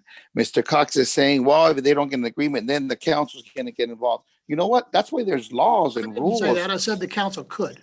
I'm talking. Please don't interrupt me. You always have the last word. Always. The thing is, they already have. This should have never happened. And what's going to happen is they're not going to agree to anything, and then the city councils have to decide. But you know what? Somebody made a backroom deal. Somebody made, some little agreement with these people, and and then think of anybody else. The litigation that could possibly, all the fallout that can come out because they're going to make a buck or two. But the thing, that's why these laws and these rules are there in place, so this doesn't have to happen. And like I said, we have priorities, we have plans, we have budgets and everything. That goes up in the air. They don't care. Right now, we have to pray that this goes well, and think about it. This is it for this time of the city. Hopefully, we have a new vision, a new people working on board without having a 5-year-old pressing the mute button, trying to just control, creating, falsehoods about the candidate. The city has already spoken. No incumbents were elected, re-elected, from the mayor to McEachron to Negretti, and that's big word to what the city wants, and now what it's going to be used to. And you know what? The times are changing. We can have a new people on board now. We're going to have accountability, and we're going to ask for accountability. None of this, you guys check yourselves off and everything. No, the city's now wants accountability. I know, Mr. Cox, you have, we settled all this and everything. You know what? We got sued. We lost. We backed up the guy so that, you did your part, Mr. Cox. The city did not go, nobody went to jail, and the city saved face and everything, but it cost $30.6 million. That's what it cost us. So you did your job. You did what you had to do. Kudos to you. But you know what? We're in charge now. It's up to us now. And that's not going to happen on our watch. Thank you. And goodbye. Okay, the next speaker is LG K20 Plus. Can you hear me? Yes, there you are. Charlene, give me a second to cut over to my email. Just a second. Okay, here we go. And by the way, Romero, you're not in charge of jack shit. Get that straight. Number one, Romero Rodriguez complaining about the pensions and pay of executive staff. Guess you should have gotten a high-end education so you could have the same. Jealousy is an ugly thing. Number two, EDD, perpetuating the lie on behalf of his girlfriend Blanca Gomez that the city intentionally delayed the fraud reporting because of the election. A completely asinine man. That's not even logical. To Councilmember Cox, here's why Blanca Gomez claims she's being muted. One, so she can continue her role as a victim. And two, she's distracted because of her live streaming wherein she's communicating with people outside of the meeting, thereby not being ready when it's her turn to speak. Her Facebook obsession goes way back. Ask her former spouse, Julio Ramirez. 4, let this be for the record, on the record, and let the record reflect. Ryan McCachran has more integrity, principles, morals, and a mountain of more character than Blanca Gomez will ever have. Unlike Blanca Gomez, Ryan would represent and work for all of the citizens. Blanca Gomez neither represents the people or the city. She's persona non grata. 5, the EDD fraud issue. Ramiro Rodriguez and Blanca Gomez continue the lie. The city had the power to delay the timing of the EDD reporting because of the election. They know the truth. The EDD by law had to report her claim immediately to the city. The EDD auditing, Ms. Gomez, what a joke. 2017-18, Ramiro said, and this is a good one, Ramiro said in public comments that the reason Blanca Gomez won the 2016 election was because of her color, meaning Hispanic, and her name. That's completely correct. Way to go, Ramiro. 7, regarding the SEC settlement, Ramiro Rodriguez took select portions of the lawsuit findings and just copied and pasted what supported his and Blanca Gomez agenda. One moment. Okay, one moment. Blanca Gomez voting record, May through December 2020. 23 nay votes of all the motions that were made. One moment. Okay. I want to end with this, I hope, with this note, positive note, Ms. Gomez, to your credit. I completely agree with Ms. Gomez in denying them to come to Victorville. I'm referring to CarMax. I completely agree with Ms. Gomez in renovating Old Town. That said, I don't believe that the city, nor they shouldn't, that the city should not pay for repairs on dilapidated businesses and residential structures. That's their responsibility. Next one, Ramiro and Blanca. They aren't there to support. Okay, the next for item 19, public comment is Valentin Godina. Just for clarification, is this public comment or this is This is public comment. Yes. Okay, great. Thank you. So yes, the people have voted and they voted without a gun putting to their head, which is great, which is the way our system should work. The people have voted who they want as a new council. And I'd like to thank those outgoing council members for what they had to put up with. Sometimes me, and I apologize for it, but I am a concerned resident and I care for our city. So I will take you to task when I have to. And now I will never have to, because you are going to retire and have a happy time watching everything that goes on. I run for city council on occasion because I care about my city. I don't just talk. I try to walk the walk. I'm not as elegant speaker as some of you are, and I am not as well informed as some of you are, but I do have the courage to run and not just run my mouth. Proposition P was passed on the assumption, because it was stated that it would be, the funds would be used to update the library. I hope that this was not just a carrot and stick situation, because we need to have integrity brought back to our city council. Our residents need that library. And this will be going on to the next city council. And I hope they use this. I hope they pass the fixing of the street and the spending of the money that is needed there, just like if they would use it and other needed items for the city, the golf course, the Green Tree extension, needed items, and so is the library. Just because we are a minority, we pay our taxes and we deserve to have use of our taxes in a beneficial way. So let's hope that the next city council can see this and will address this accordingly. I thank you for your service. I know it was difficult sometimes dealing with me. And I hope that when we see each other in the store or somewhere out on the street, we can shake hands and be friends again. Thank you very much. Those are all the speakers, Madam Mayor.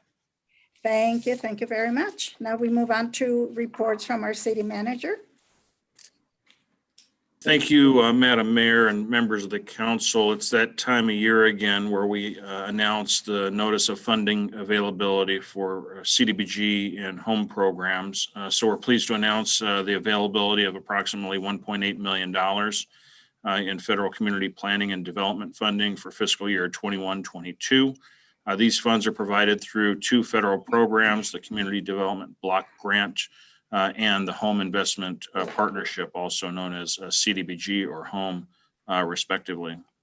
All parties are interested in applying for these funds, and they must attend one of two virtual technical assistance workshops that will be held to aid in the preparation of the applications. Those workshops are going to be held on Tuesday, December 15th at 10 a.m., or the next one would be Wednesday, January 13th, 2021 at 10 a.m.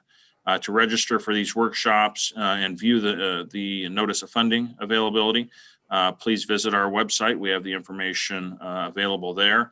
Also, inquiries can be made available by calling our planning department at 760-955-5135, or you can also send an email to planning@victorvilleca.gov. Then secondly, we've got a leak detection class coming up. The City of Victorville, in partnership with the MWA and the Alliance for Water Awareness and Conservation, will host a residential leak detection class on Thursday, December 10th from 6 p.m. to 7 p.m. live on Zoom. Attendees will learn about common indoor and outdoor leaks, how to read a water meter, how to locate and fix a leak, and information about the tools used to investigate leaks. This class is a free class, but registration is required. So you can register or to register, contact our Water Conservation Division at 760-955-2016. Also, of course, there's been much talk about Measure P tonight. We did get the official results, and it does appear that Measure P passed by 171 votes. I'd like to take this opportunity to thank of course, the City Council, the City Council, for the support and actually helping put that measure on the ballot. But this is an effort that staff had started developing and started working on over 18 months ago. I'm gonna take a picture. We had a vision of what was necessary to really try to meet the needs of the city and the demands of our residents in terms of expanding public safety and community programs. And so with that, there was a lot of effort that went into it. So I also want to take this opportunity to thank all of the members of staff, because it was a team effort to put this together. And so I want to say thank you for that. I feel like we're successful, and I think it's certainly going to allow us to turn the corner and really start out 2021 and getting out of this COVID pandemic in a really positive way. And then finally, sad but good news to share. I did have a conversation with Sheriff McMahon this morning, And he did share with me the great news, not surprised by it, a promotional announcement of our captain, Rick Bessinger. He's actually being promoted, and that goes into effect January 1st. He'll become one of our county's deputy chiefs. So we'll actually see him moving on to the Valley Division of the county. So I want to congratulate him and certainly hope that you all will take the time to reach out to him and offer congratulations as well. He will be moving on from here at Victorville, but he's never going to lose sight or lose connection with us, because this is really kind of where he grew his roots and still lives here in the high desert.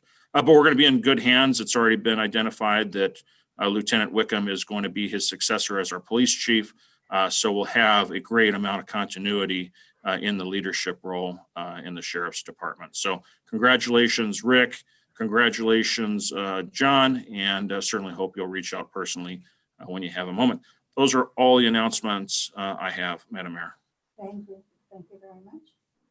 Now we have item number 21, discussion and possible action regarding upcoming, oh, I'm sorry. We're on item 21 now, discussion and possible action regarding upcoming agenda items. And this is a 3-minute for council members. I will start with Ms. Jones. Do you have anything that you would like to agendize? I don't. Thank you, Madam Mayor. Ms. Gomez?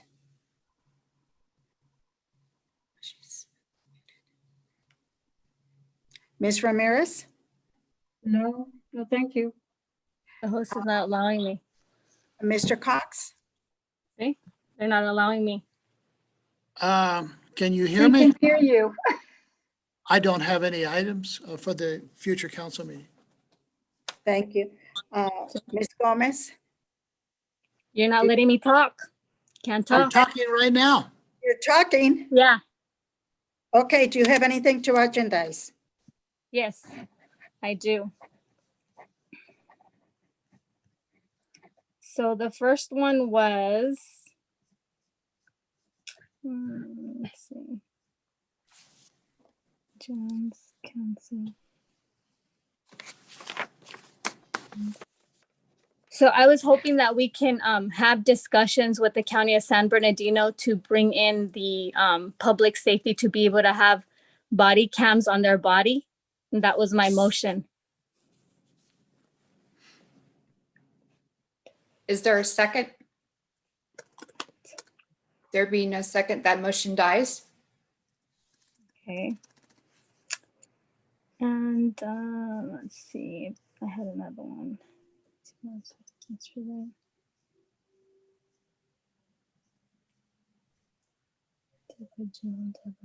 Hospital. And that'll be it.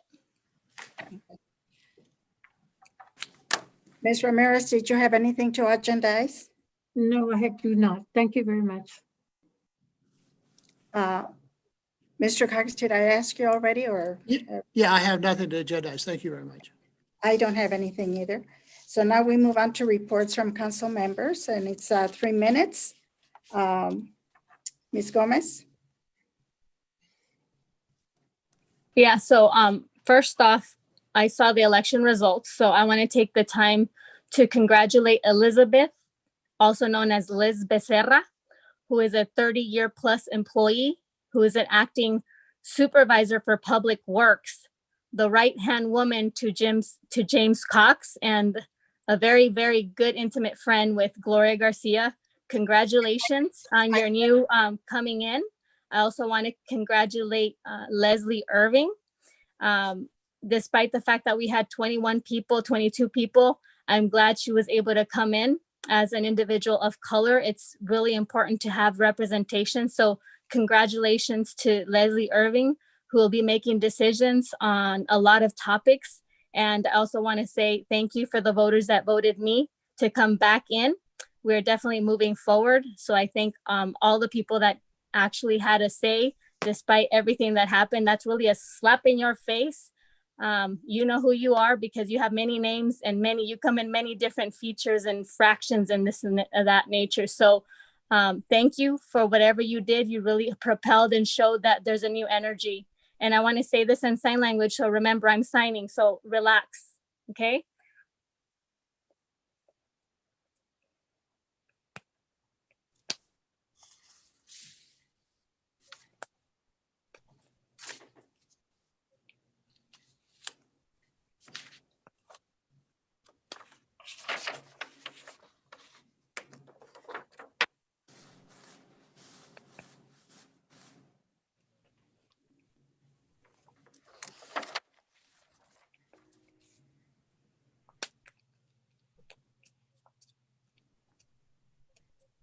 And I'm going to say that also in Spanish. Muchas gracias a las personas que vinieron, votaron. Becerra, muchas felicidades. Estás entrando de nuevo. Leslie Irving, tú también vas a entrar representando a una comunidad que quizás no ha tenido mucho tiempo el reconocimiento. También te doy las felicidades. Felicidades a todas las personas que votaron por mí, porque les metimos en la cara a esas personas que no querían que yo volviera, pero aquí estamos juntos en su cara. Aquí está la mano hablando. Vamos a proceder y vamos a seguir adelante. Muchas gracias. Nos vemos diciembre 8 a las 6 de la tarde, porque es cuando vamos a tener una reorganización nueva y van a entrar 2 nuevos concejales. We'll see you December 8th at 6 o'clock. We're going to have the new reorganization of incoming members. So hopefully you can participate with us through Zoom December 8th at 6 o'clock. And I'm going to say this in sign language too. December 8th. Anyways, thank you. Take care.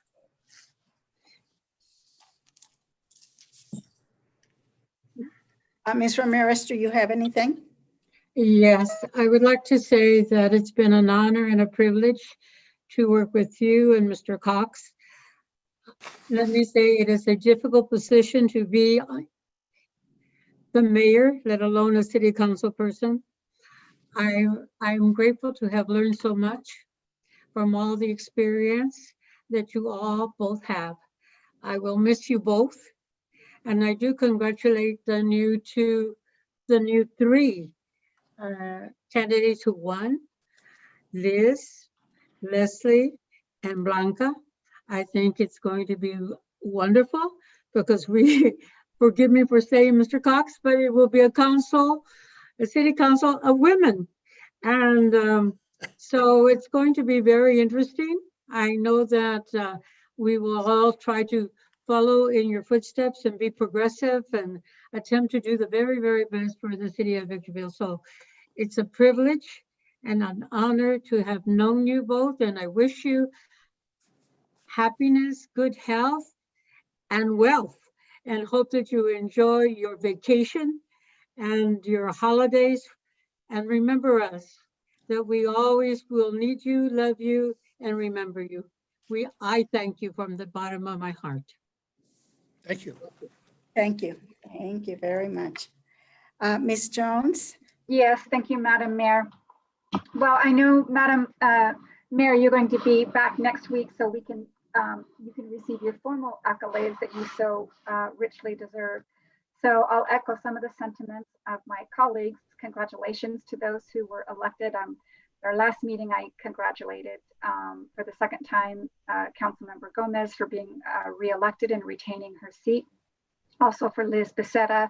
Today, we got the final results that Leslie Irving is going to be taking the 3rd seat on the council. So in one short week, those 2 new members are going to be joining our team, and I trust that both will be assets in helping us accomplish the great work that lies ahead of us. Liz Becerra is a longtime supervisor in Victorville's Public Works Department. She'll bring a new and helpful perspective to the dais. I'm told she bleeds Victorville blue, and I'm confident that she's going to work very, very hard for her hometown, Victorville. Leslie Irving is a special education teacher, so I'm thankful to start off our work together with a shared love for children and adults with unique needs. Leslie has served in public office in the past, so I'm confident her familiarity with public governance will be helpful to this team from the outset. Our new team must necessarily go into this next term with a focused energy on making our city a shining light in the high desert. We can accomplish much through a commitment to transcend individual differences to pursue the greater good for Victorville. I look forward to quality teamwork that makes people proud to call Victorville their home. As to Measure P, I'm grateful that the people elected to invest further in our community. They gave us the resources, the tools that we need to increase public safety and provide other services that will help us better connect one to another as neighbors. Thank you to all those in our community who have for years spoken up and who insisted on the very change that we're about to embark on. I want to thank our city staff for really stepping up. We have an influx of new COVID cases, and I know that the city has been working diligently to make sure that we're attending to the needs of our residents in these very difficult times. I'm so saddened to hear that we're going to lose Captain Bessinger, but I know he's going to go on to do great things. He's been such a blessing to our city. I wish I could keep you here, but on to better things, Captain. And I'm so glad that we're going to have, oh my goodness, Mr. Wickham with us. I think he's going to be an asset to our new team as well. Thank you, Madam Mayor. Thank you. Okay, well, I couldn't be happier than to see that. Oh, Am I still muted? I don't get to speak. I got muted. Oh, well, go ahead. Well, whoever muted me, thank you. It was the right thing to do. Because when an individual from this council, which is supposed to show decorum and take the abuse that we get paid all this money for, we shouldn't be interrupting him. And I did. And I spoke out and I got muted, and whoever did it, thank you. It was the right thing to do. It's a liar. You interrupted me. You should be muted right now. See? So I've enjoyed working for the city. I've enjoyed, I tried, one of the things that I've said forever is that you have to be a team. You have to have two members to agree with you.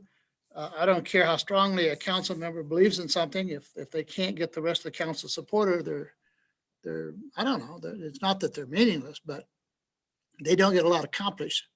The last 2 years is the first time in my life that I haven't enjoyed this, because it's brand new to me what's happening on the national level and the local level, that people can come before the microphone and tell absolute lies over and over and over, knowing they're telling lies over and over and over, and have the council sit here and have the public believe that it might be true when in fact it's not true.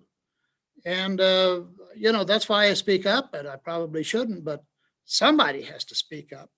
And so I hope in the future, the council can deal with this better than I would be able to deal with it. But I think this Ms. Gomez remark about Liz Becerra being my right-hand person, that was a surprise to me. I'm sure it's a surprise from Elizabeth Becerra.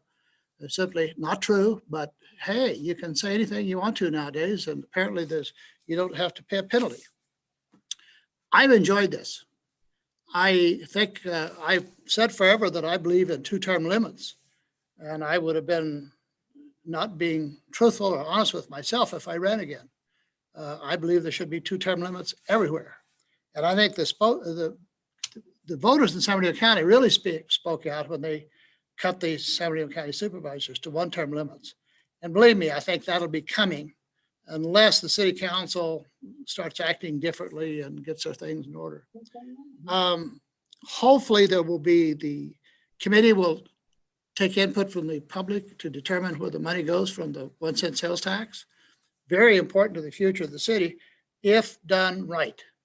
And I assure you, there's going to be a lot of money wanting a lot of money. There's going to be a lot of people wanting the money, but there's going to be a lot of people watching the council to make sure that they do what they said they were going to do.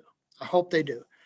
I wish the new council, congratulations to all the 3 new council members. Wish you the best.